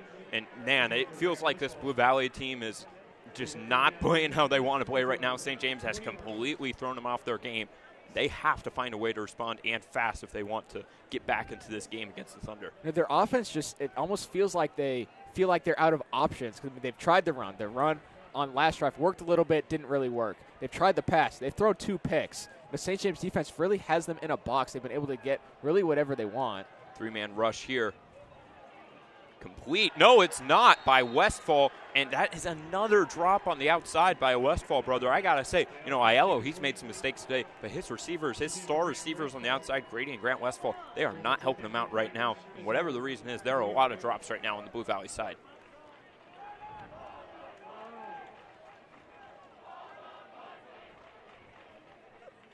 You can hear that St. James student section. Obviously love having them out here tonight supporting the guys. They have to be really happy with what they're seeing right now.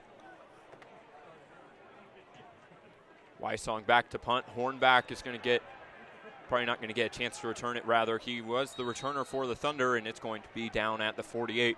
Now 34-7, 5:15 left. The idea for St. James here, you got to keep the clock running. You got to keep the ball in your hands. That's the priority for St. James. How they do that, it's probably running the football. Let's see if they choose to do that a lot this drive. For sure, I agree. That would be the smart thing to do. They definitely do need to, the clock is their friend. They need to take time off. It's only a 50-yard drive, but if you could take this down to the 4th quarter or very close to the 4th quarter, that's just giving Blue Valley barely any time to come back in this game. And even though running the ball is the smart thing to do, I have a feeling that St. James is not satisfied. I think they're going to come out and they're going to be aggressive again. They give to Tujak, darts up the middle and gets 8, and I agree with you, Jonathan. We're going to see him try to keep the ball on the ground, I think, but this stadium, you can just feel Blue Valley is on the edge right now, and St. James can go for the kill shot, if you will. They can really try to end this game with a big play in the passing game. We'll see if they try to do that or if they try to, kind of take out Blue Valley's heart slowly here in the run game. First run by Tujak, a good one. It gets him 7. That clock, like we said, it is rolling. That is St. James's friend here. 4:40 and counting is on the clock. 2-back set. First time we've seen that tonight. Blitz comes. Gets it to Tujak. Quick pass. Tujak first down, a little more. He is whipped out of bounds by Dennis, but it's going to be a first down for the Thunder. Great play there by Bishor. Recognizes the pressure is coming. Does a nice job just flipping it right over the head of that defensive end there. Gets it to Tujek on the little swing pass. That's the second time we've seen Tujek kind of burn a defense on that little action there. And it goes for a first down. And more importantly, extends the drive. So ball at the 37 now is where the first down marker will begin here. Back to the two-back set or the Thunder. Awkward handoff to Tujak there, and ripped down is Tujak. Nice play finally made. That's Lincoln Stuvey again, and he is a really, really difficult guy. Both him and Austin Cornett, number 30, have been making a lot of plays tonight for a Blue Valley defense that just hasn't had a lot of big plays on that end so far. Now it's going to be second down and 15 for the Thunder. This could be a situation where we see St. James pass the ball. It's going to be a counter run, and it's going to be a false start on the Thunder. You know, they've been good in the penalty game so far tonight, not too many, but that's kind of where we've been seeing a lot of the penalties. It's been false starts, and maybe not all the guys, you know, hearing the snap count right in the huddle or hearing, you know, the snap itself, the snap count from Bishor. So need to clean that up a little bit as the rest of this game goes along. Now it's going to be second and 20, and Mangini comes in. And we've seen Joshi, he's been getting kind of tricky with Mangini out there. We might see that here again. I think second and 20 at your own, with the time that's left in the game, probably maybe isn't the time to try to get tricky. But again, we got Mangini. That's what we're going to do. Yep. Well, you know, why not? You know, let's just have a little bit more fun. They're going to flex Mangini, or Bishor out. Mangini's going to run with it again. Same play we saw earlier. Oh, nice run by Mangini, keeping his balance forward. He got right up next to that first down marker. Got about half the yards there. It's going to be third down and 10 now for the Thunder. They're going to keep Mangini out there now.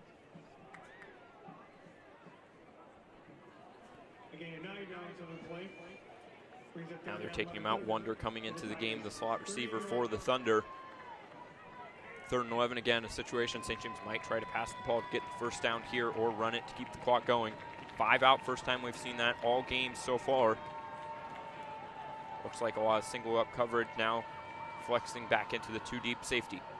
3-man blitz. Bishor rolling to his right. He's got time. Oh, he has a man wide open, and he sees him. Tujak, he brings it in. Touchdown, St. James. Tujak was left alone. Bishor takes advantage, and St. James is up big.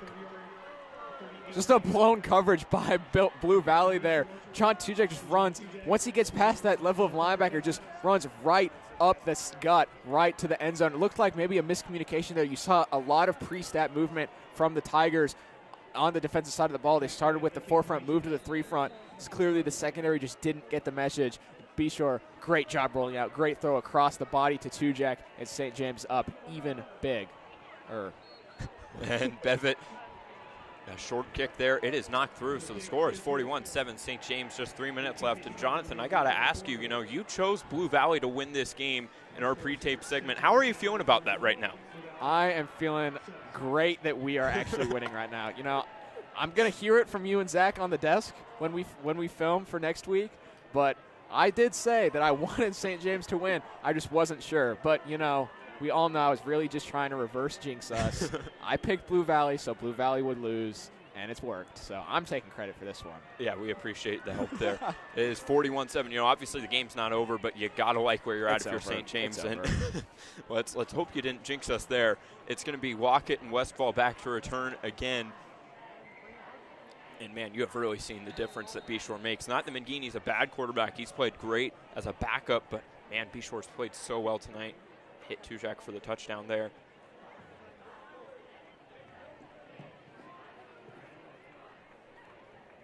It's going to be caught by Lockett at the end zone, and he's going to bring it out. St. James hasn't done a great job in the kickoff defense game, and he's going to be brought down just past the 30-yard line. That's where Blue Valley will start.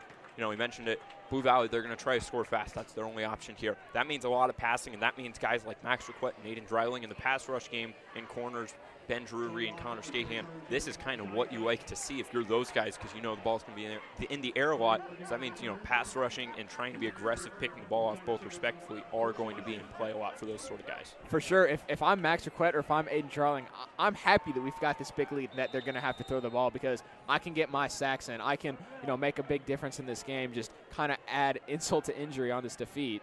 Aiello tries to roll up. Requet got to him. It's going to be caught by the receiver on the outside. A nice play bringing him out. That's Stakoyak, the running back. 4-yard gain with play. Brings up 6 down, 6 Tigers from their own 37-yard line. So it's going to be 2:41 on the clock. 2nd down and 6 now for the Thunder. Drop back. 4-man rush over the middle. It's caught by Westfall, and it's going to be a 1st down at the 50-yard line.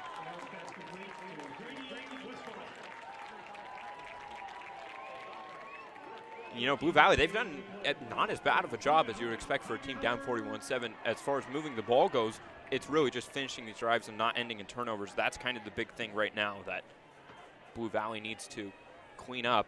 It's going to be a drop back, 3-man rush over the middle. He gets Westfall again. They've been missing him all night, and now he is getting going finally. Got half the yards needed there to get into the end zone. A nice 25-yard gain for Grady Westfall.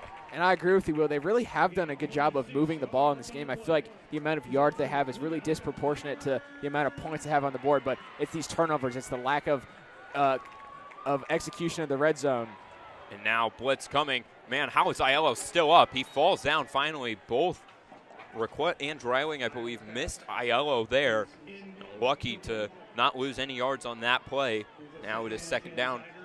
Tigers have only used a minute this drive. If they can churn out touchdown drives at that speed, that's the only way they really got a shot in this one.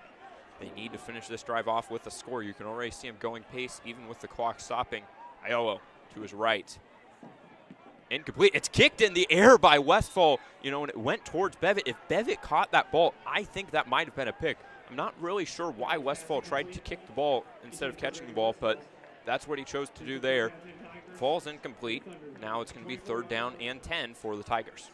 That would really have been something if it was. If he would have just, nonchalantly kicked that ball and it would have ended up in a pick. Can't imagine the coach would have been very happy on the sideline with that effort. 3-man rush. Caught by Westfall. St. James should think about guarding him because they are throwing to Grady Westfall a whole lot right now. And, he is a guy on that team, a senior receiver. We've talked about it all night. Seniors on both sides. This might be their last game. They're obviously going to try to play like it. And Westfall is really showing up this drive for the Tigers. Let's see if they can punch it in now. 1st and goal from the 9. Drop back. 4-man rush. Not getting home. Requet almost gets there. It's incomplete to Stakoyak. And once again, another drop by Blue Valley. We saw the last time these teams played, we felt like both St. James and Blue Valley played very bad. Blue Valley's playing at the same level tonight. St. James is not. You're seeing the difference right now. I agree.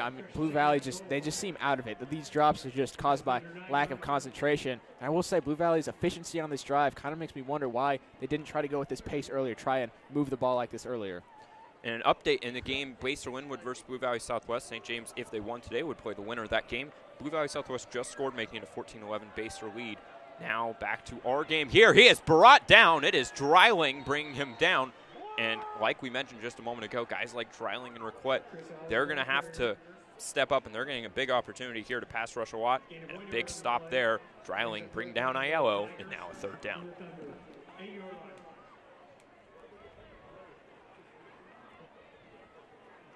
And again, this is the area of the field where even if you're giving up a touchdown here, you're making them take more time off the clock. They're under a minute and a half left to go in the quarter. And if you can force another tackle before the end zone here, that likely takes you very close to the quarter since the clock stops again. Oh, big blitz comes there. It does not matter. Westfall gets the catch, and it is a touchdown for Blue Valley. The flag comes very late, and I got to think that's on Aiello. Boone hit him on the play, on the sack there. And Aiello immediately turned his head around. Instead of celebrating his touchdown, turned his head to the ref there.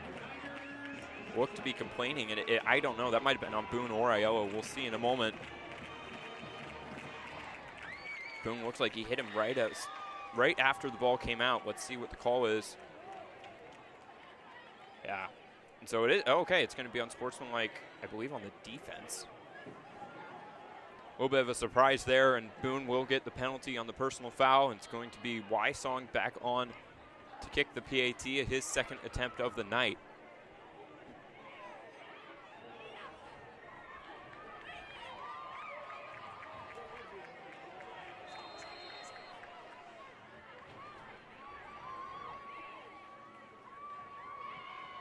PAT up, and PAT is true. So Blue Valley 14, St. James 41. Like we just mentioned a moment ago, Blue Valley Southwest just scored a touchdown and 2-point conversion, making it a 3-point deficit. They're down 14-11 right now to Baser Linwood. 21 seconds left in that third quarter. That's our last update.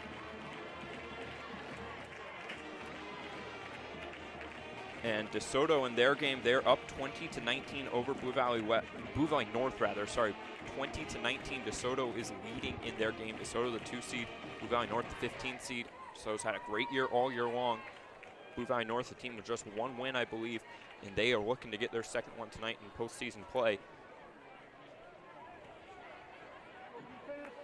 Obviously, St. James focused on the task at hand here, trying to take down the Tigers, but you have to, you know, as a fan, you got to be thinking about what may be next if St. James wins, and like we mentioned, Baser Linwood or Blue Valley Southwest, and then after that, potentially DeSoto as well if they can win their next couple of games.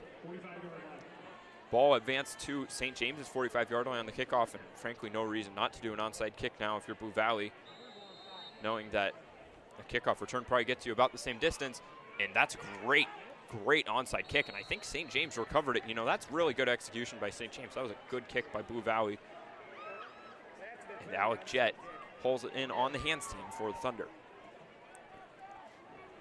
And so now it's back to St. James, right? Their job is to take as much time off the clock as you can. Even if you don't score, just getting a few first downs here, 2 or 3 first downs, taking the game clock all the way down under 5 every play. You just want to take as much time off the clock and not allow Blue Valley any chance at coming back into this game. But you've got to take care of the ball. You've got to be able to pick up first downs.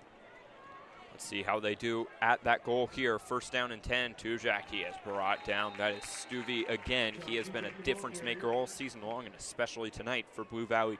You mentioned it there, Jonathan. Keeping the ball and keeping the clock rolling is paramount for St. James. And, you know, this is a great opportunity. Tyson Bishore obviously has played a lot of high school football. This is his first game back in over a month. We've talked about that all night. Getting him just on the field, even if it's just handing the ball off and making quick throws, that's going to be important. Really knocking off any remaining rust, if there is any, you know, is important in the last quarter and change here for St. James. Like you said, they are rolling this clock down. We're at 8 on the play clock right now. You got to think it's going to get to about 5 every time. Quick snap. Oh, man, he's hit hard there. It's going to be caught by Neeson. Darting forward. It's going to be a first down. You don't like to see Bishore taking a hit like that, and, you know, especially with how quickly he got the ball, you don't want to see your quarterback taking a hit. So now 30 seconds left. Ball at the 45-yard line.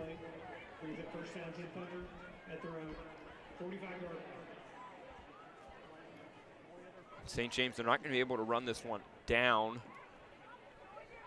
Play clock about 3 seconds ahead of the game clock, so they'll have to run one more play here. They did get the first down there.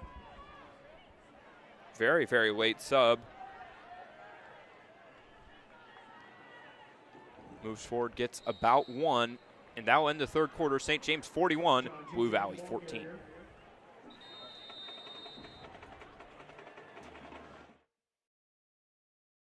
The Spark Center is where students can come to help with learning, enrichment, collaboration. So say you're working on a problem or writing an essay and you get stuck in seminar and you're like, I just don't know what to do. You can ask your seminar teacher or study hall teacher. You can come on down during the day. We'll solve your problems and you can get right back to work so that you can be more efficient and have fun at home.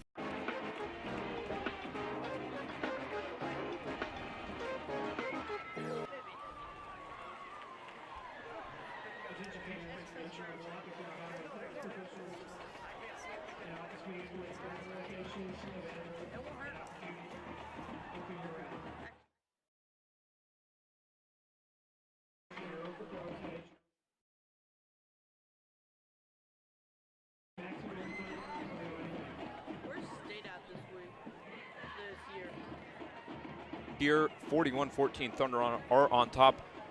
in volleyball right now at state, St. James won all 3 of their matches 2-0 today. They will be the 1 seed and will play in the semis tomorrow. We should have an update later on about who they will play in that game. Tujak's going to get the carry to start out for the football boys, and it's going to be minimal gain there. Nice play. Patrick Dennis, one of the senior leaders. Or no, that wasn't Dennis. Rather, that was McGuire Richmond, the linebacker. It's going to be 3rd and long now for St. James. Today's 4th quarter is brought to you by Catholic Faith Store, your spot for Catholic medals, rosaries, and more.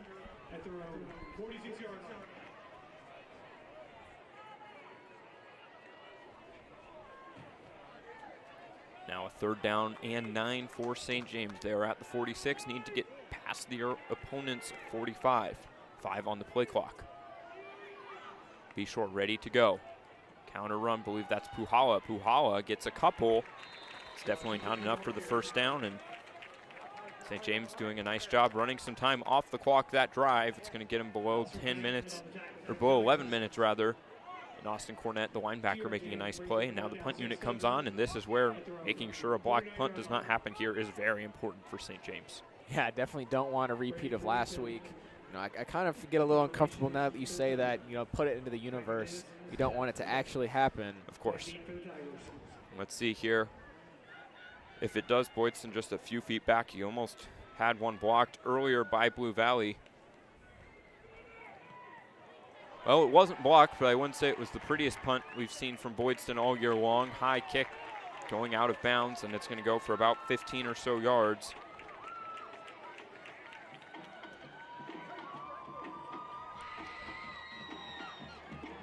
So that is where Blue Valley will start their drive with 10:31 remaining in this football game, down 41-14. They've had some success going tempo the past couple of drives. St. James needs to figure out a way to stop that. If not for obviously winning this football game, if they also win this game, but Blue Valley continues playing well with that tempo, you got to think other teams are going to try to replicate that as well. Yeah, for sure. I think this is more about sending a message, getting ready for the next week, showing whoever you're going to play next week as that play is blown dead. Showing whoever you're going to play next week, and more importantly, showing it to your own team that, hey, we are a great football team. We just came out here and beat what's supposed to be an EKL powerhouse, and we beat them by a wide margin. We're not underdogs anymore. We are going to be out to be hunted next week, and it's convincing the guys that we have the capability to win all these games. Oh, hard hit from Aiello there. Requet was trying to bring him down and ran him right into Dreiling and Schreiner. Minimal gain for the Tigers. I think you said there, Jonathan, you obviously have to win this football game. That is not for sure at this point, but you're probably winning this game, right? Outside of that, though, keeping up confidence is huge, right? If you end this game and give up a couple touchdowns and 41-28, that is not how you want to go into your next week versus ending well, ending strong, and ending with an even bigger margin. Now it's going to be 2nd down and 6. 4-man rush. Drops back. Dreiling is there to meet Aiello, and he was not brought down. He tried to throw it. That should be grounding because he was not outside the tackle box, and he did not get it near back to the line of scrimmage. You can hear St. James sideline protesting. Their flag wasn't thrown. Yeah, and he finally throws it. You could tell he was kind of just wandering back and forth. He had to think about it for a second, then they ultimately made the call. That is the right call. Might have been trying to see where the play should be blown dead.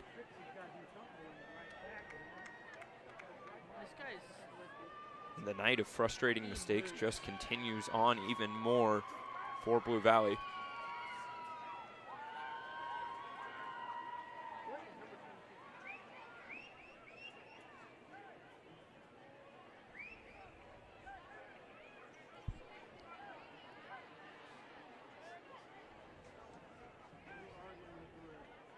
Refs still look a little confused right now. Believe with the intentional grounding, that's going to back them up. Now it's going to be 3rd down and 21 for the Tigers. St. James needs to get ready. They're going to try to snap it fast here. You see the safeties playing way far back, about almost 20 yards off the line of scrimmage, way farther back than they play normally. 4-man rush. Requet almost gets there, Dreiling as well. He is brought down. Requet gets home. These pass rushers, they love moments like this. Going after Aiello and bringing him down. Max Requet, a big play for the Thunder. He's really had himself a nice game tonight. A batted down pass, multiple sacks on the night, along with some TFLs. That's exactly the showing you want from your star D lineman, the senior out here, a leader on this team going into the playoffs. And he's had an amazing showing tonight, multiple sacks. You love to see it. It really feels like this St. James defense, they've played well all year long, but they're showing up and showing out at the right time. 3-man rush here. Big pass from Aiello. He might have Westfall. Oh, and it's dropped again. You know, he beat Drury there and just could not bring it in. Could Westfall, the senior, with another costly mistake, and now St. James will begin their drive in Tiger territory.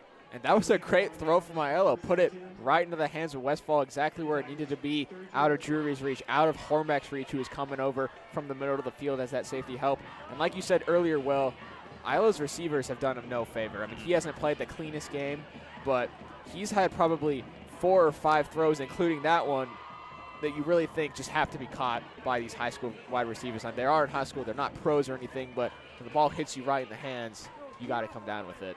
Quarterback change for St. James, bringing in Francis Mangini. Probably have seen enough from Beshore to feel good about the result in this one. It's going to be a run with Mangini. He darts forward, gets a couple for the Thunder up to the 30-yard line. You know, interesting decision here to bring Mangini in. I think probably you're just trying to preserve Beshore into the next game, and you're getting your backup even more reps.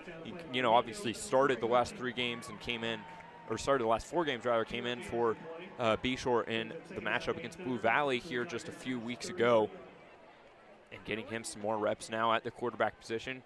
Obviously a great runner. You're already seeing that tonight. It's going to be a 2nd down and 8 now for the Thunder offense. They're at the 30-yard line. High snap, caught. Puhala going to the outside, moves forward, gets a few.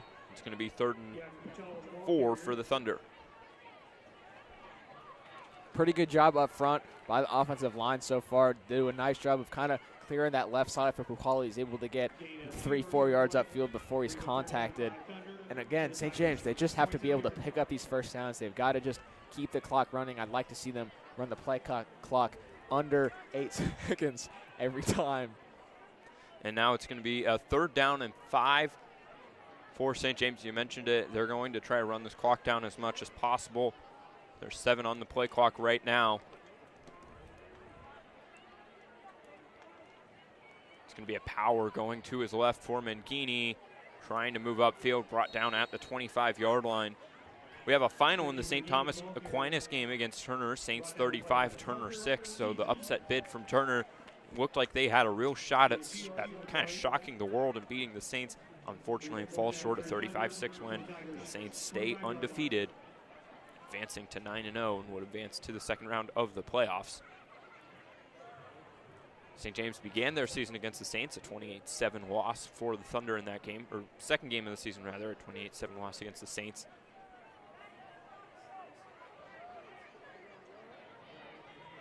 Fourth and 3 now for the Thunder. 2 seconds on the clock. Drop back Mangini looking. He's going to Bruggeman. Caught! And it is just short of the end zone, but that is a big catch. Junior to junior right there. We're going to see that connection a lot next year. And Frankie Mangini to Brody Bruggeman for the big play. And a great catch by Bruggeman with the defender draped all over him. Nice concentration to be able to haul it in. Now St. James hurrying it up a little, trying to get it in the end zone. Now in a pistol set, St. James looks a little confused as to what they're doing. They can take their time. Looks like they were trying to hurry up to the line there to snap it quickly and surprise Blue Valley. And that is not going to work if they're waiting this long. So you got to think they're just going to wait now. You can see still trying to see what the play is. They got 12 on the play clock. Not sure why the actual clock is not running. Yeah, that is a good question. It should be right now. It is not running. Mangini pitch to Puhala. Can he get his first rushing touchdown of the year? He can. Touchdown, Gavin Puhala, the junior running back, punches in his first rushing touchdown of the season. And that is just another exclamation point on this St. James game. Exactly right. Well, you said it earlier. Giving up touchdowns at the end of this game and making it closer as a final score doesn't feel as good. But adding to this lead, going up by 34 points, assuming this PAT is good, that is a statement win. That's a statement victory. It's exactly what St. James wanted to come out and do.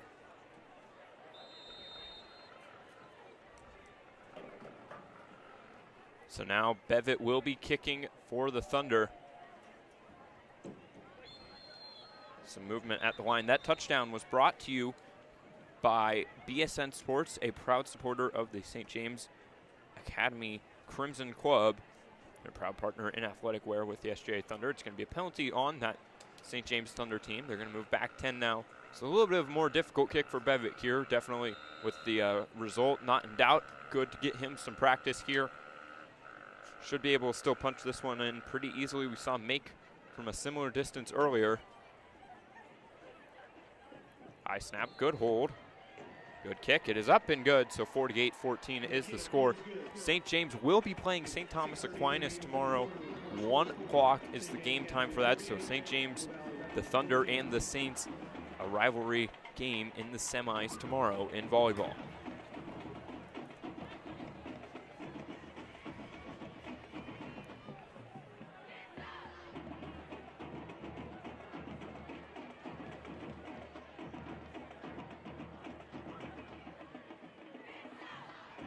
St. James will be kicking off here once again. Blue Valley back to return. It's going to be Lockett and Westfall as it has been all night long.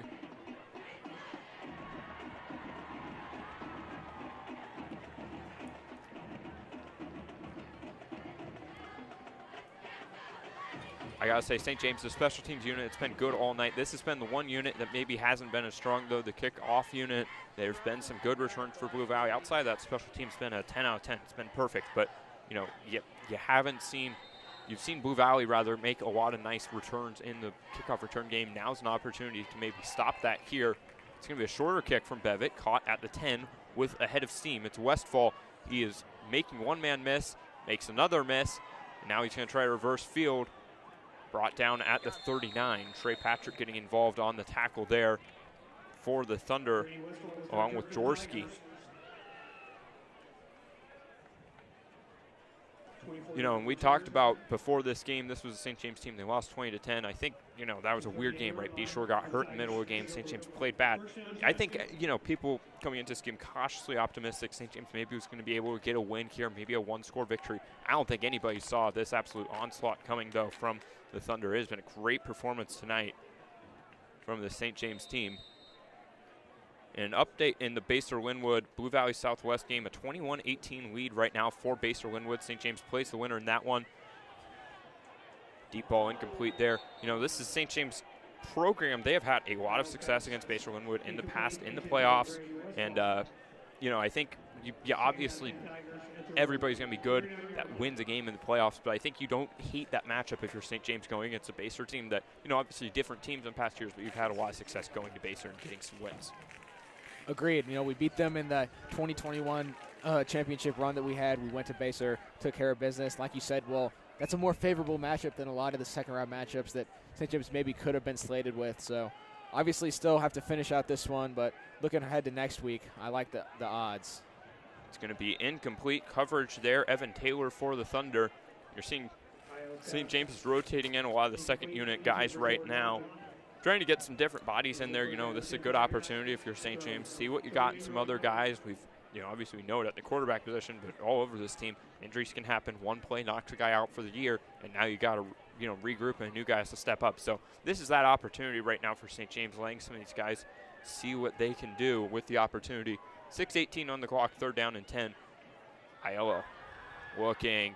Caught by Westfall. That's been his man on 3rd down all night long. He is making guys miss left and right. Finally brought down. Devers makes the tackle from behind there. But into St. James territory goes Blue Valley. And Schuster comes up a little dinged up on that one. First down, 10 Tigers and the Thunder. 41-yard line.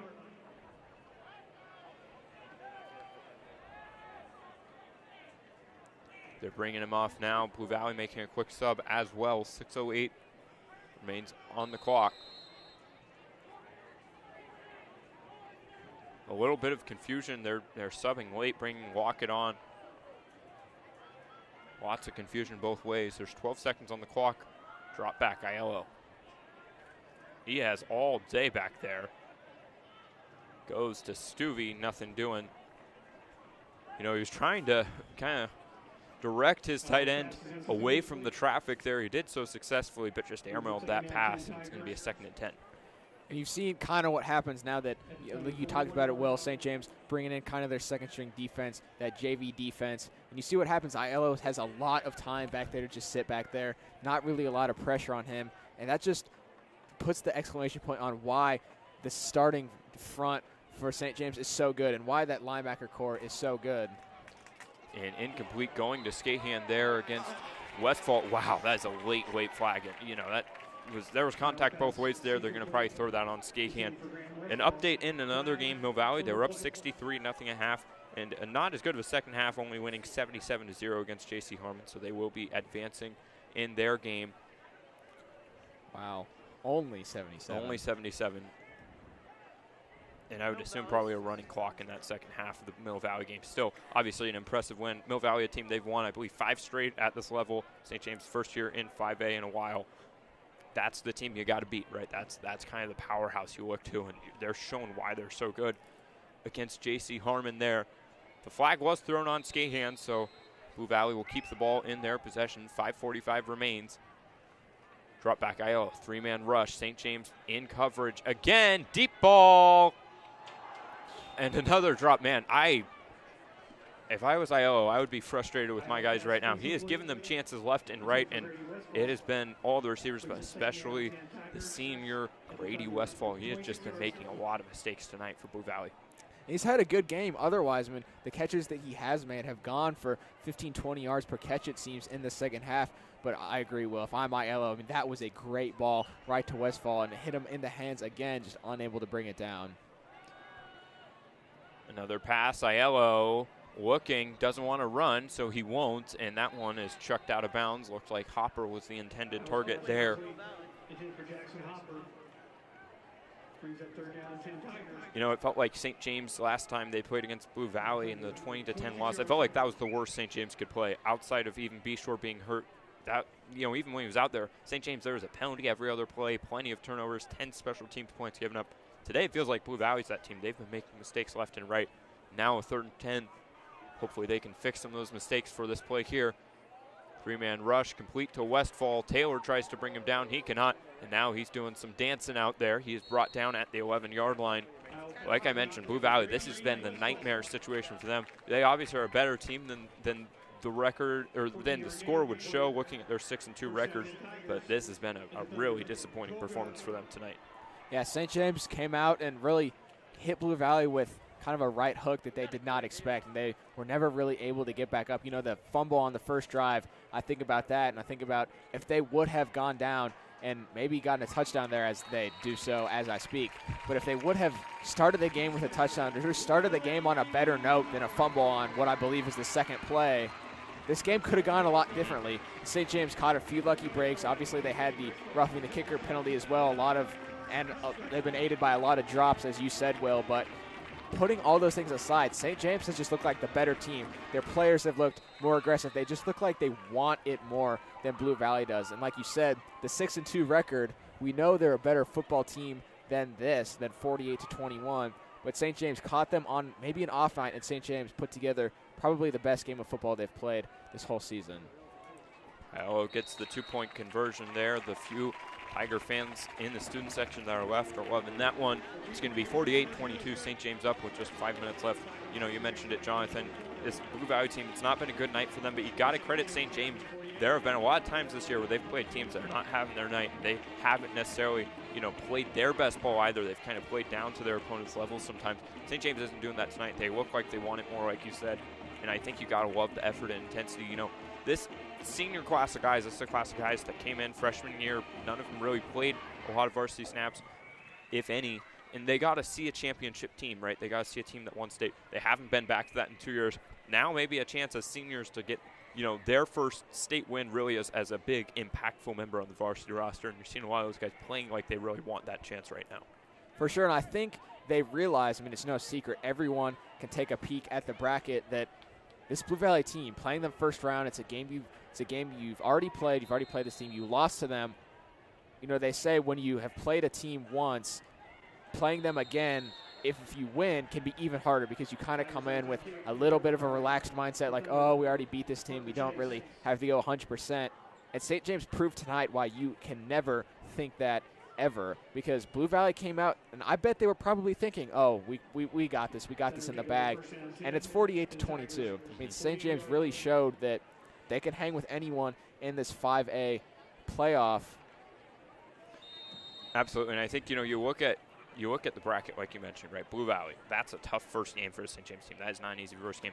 After that, frankly, you like what it looks like because you don't see Mill Valley, you don't see Aquinas. Those are two teams that are clearly the best right now in 5A, I think, to a neutral observer, and you don't see either of those teams on your side. So that's encouraging if you're St. James, and that kind of sets up the path to potentially an easier run to getting to the semis, at least, of state than you would have expected before seeing the bracket.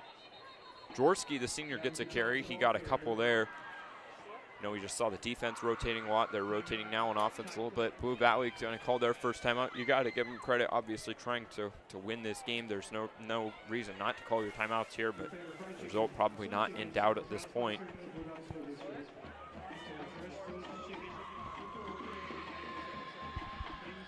St. James has a very solid showing from the student section tonight. Obviously a lot of these students are out at their various state events, whether it be volleyball or cross country or wherever else it is, but a good showing from the St. James student section. And, I think they have to be really, really happy with what they saw tonight because the football team has really showed up for them tonight. And like we mentioned, volleyball will be playing tomorrow against St. Thomas Aquinas at 1 o'clock in the state semifinals. They went 6-0 today in all of their sets, so obviously good performance by the girls in state, and we really love seeing that. Hopefully they can finish off the job tomorrow. It's going to be a 2nd down and 8 now for the Thunder. Keep by Mangini in the read option game. Nothing is there. It's going to be Jalen Hawkins helping bring him down. And well, this might sound a little bad, but I don't mean it this way at all. Looking at our volleyball team, right, they went 6-0 today. They're the 1 seed in their pool. Their team last year, right, they graduated 9 seniors, multiple of them going on to play at Division I schools.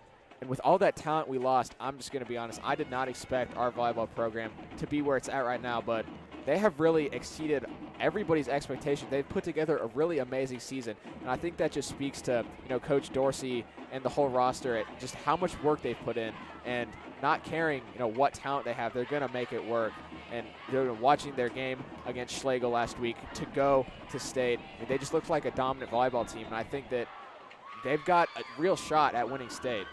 Absolutely. You mentioned this is a team that graduated a lot of seniors last year. You also see, there was a lot of injuries throughout the year for the varsity team as well, and, really great response to the adversity throughout the season, especially in the playoffs now.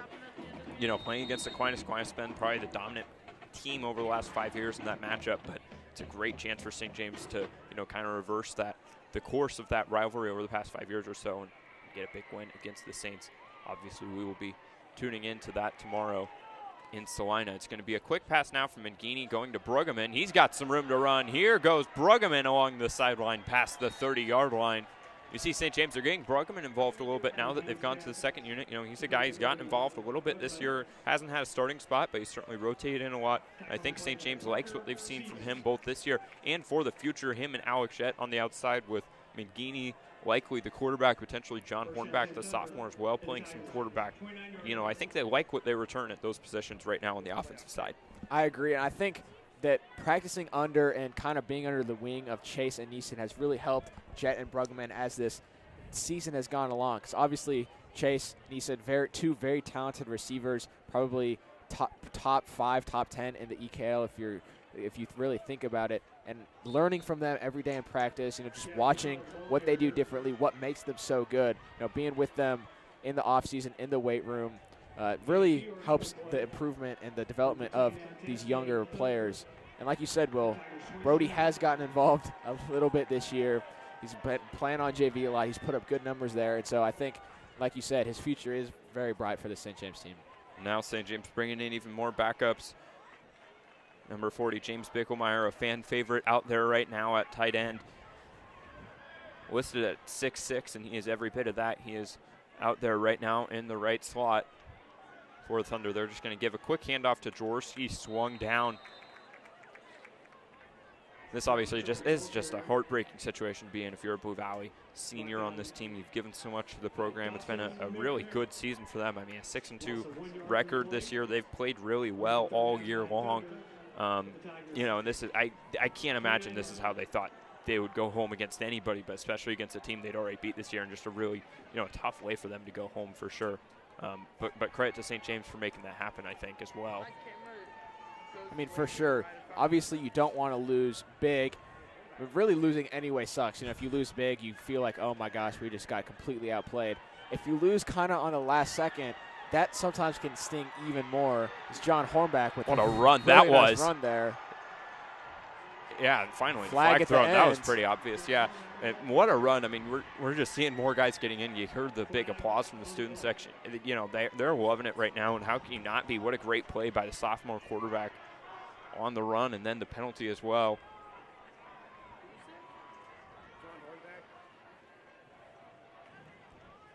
And certainly, like we were just talking about, Blue Valley got to be a lot of emotions on their side. Probably took it out in the wrong way there on a backup receiver for the Thunder.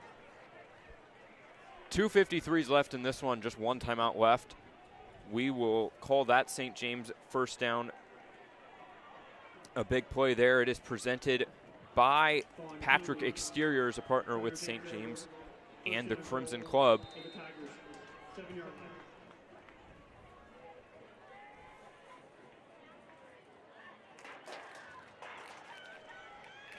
And Jonathan, this team down inside the 10. Who is your offensive player tonight presented by Shields? Who's your Shields offensive player tonight?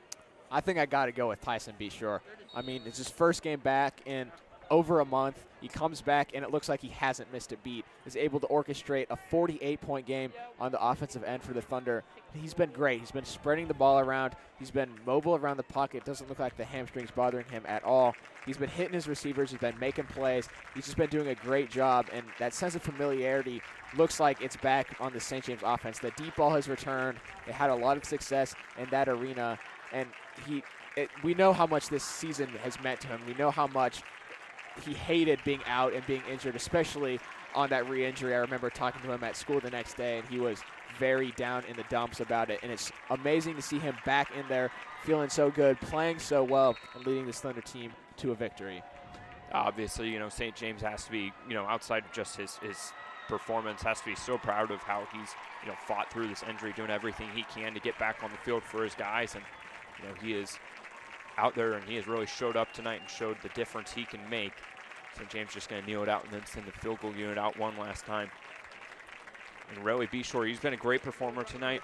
And Jonathan, that brings me to my next question. Who's your Shields defensive player of the game tonight for the St. James Academy Thunder? I'm going to go with my house partner, Connor Scahan. There you go. That pick-6 return, first one of the season, first defensive touchdown of the season, was really the turning point in this game, probably the final nail in Blue Valley's coffin, putting the Thunder up 35-7 on that great pick-6, got the crowd into it, got the sideline into it, and he's in my house. I mean, what better than your house buddy making a big play like that? Yeah, I mean, it's just a great performance, and he's a guy that's his first year starting, first year getting real snaps on the varsity level, and he's really showed up and showed out. Of note, St. James will be playing Basel-Linwood next week. It's a 21-18 Basel-Linwood victory over Blue Valley South, so the 3-seed Basel-Linwood gets their job done, and we will be headed to Basel-Linwood next week, so that's very exciting for St. James Academy Thunder. It's going to be fourth down here. They will be kicking a field goal, rather, and you see St. James student section emptying out right now. They're getting ready to storm the field in just a moment here. Too bad they can't steal any goalposts and throw them in the river. Well, you don't want to test them, I feel like. I mean, there's probably not enough to get that done, but, obviously that's a thing that happens a lot at the college level, and you got to expect that's not going to happen. You don't see teams storm other teams' field very often, but, I guess it's high school, so rules are a little different. And again, you just have to be so happy for the St. James team and the student section as well. This is just really does so much for the school, and it's really exciting, obviously, to see your, football team, but really any athletic team, showing what they're capable of and representing the school well. Hornback takes the final knee for the Thunder, so 24 seconds left. The defense comes on now to end the game for the Thunder. We'll see if Blue Valley runs any plays or decides to kneel this one out and call it good. You're seeing a lot of third-string guys now getting on the field, guys that, this might be some of their only varsity snaps that are ever going to get a play. Certainly going to remember this moment for a long time for a lot of these guys. And plenty of these guys, guys, sophomores and juniors that are going to play in the future as well. Them maybe getting some of their first varsity snaps at this level as well. Another one in the 2:15 game, we have a surprising upset. Blue Valley North 34, DeSoto 27. Blue Valley North, they play against the best competition in the state, really, in the EKL. They've had a rough year at 1-7, but they got the victory against DeSoto, got it done. That's a surprise. And that, again, it makes St. James' side of the bracket look a little bit better, because now if you beat Base or Linwood, you're playing a 15 seed, a 7 seed, or a 10 seed. That is where you want to be if you're St. James. I wonder how Isaac's going to like that one. He's not going to like that well after calling him the laughing stock of the EKL and, lots of jokes made about them. Yeah, you can't love that if you're him. St. James makes the tackle there. Evan Taylor getting in on the stop.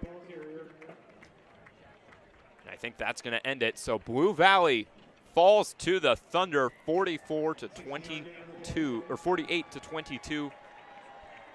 St. James gets the win. What a performance by these guys. What a gutsy game. You have to love the performance they put together. I mean, what else is there to say? 48-22 heading into Base or Linwood. Jonathan, what do you think this game teaches St. James about themselves and what they're going to be able to do next week against Baser? I just think it shows them that they can hang with anyone in 5A. I mean, Blue Valley was the 6th seed for a reason. They're a good team. 6-2 in the EKL is nothing to sneeze at. It's a great feat. And to come in here and to just rock them 48-22, that's the kind of statement win that St. James is looking for, to get, everybody bought into the team. Everyone bought into the system. And now they know what they can do. And they have to have another great week at practice this week to get ready for Base or Linwood, because obviously you have to go there, come away with another road win. But if they play like this, and the offense is clicking and the defense is stepping up in big moments like it did tonight, I like our odds to get at least to the semifinals, if not to those finals and the finals overall. Yeah, obviously you got to take care of business. That's the big thing. But heading to Base or Linwood West next week, it is a tough environment to play in over the years. It always has been, probably always will be. So that's going to be a big game for St. James next week. They'll be playing Base or Linwood for this week. St. James 48, Blue Valley 22. We'd like to thank everybody behind the scenes helping us out tonight, working our cameras and helping us out here in the broadcasting booth. For Jonathan May, I'm Will Nichols. So long. Good night, Thunder fans. And let's go Thunder.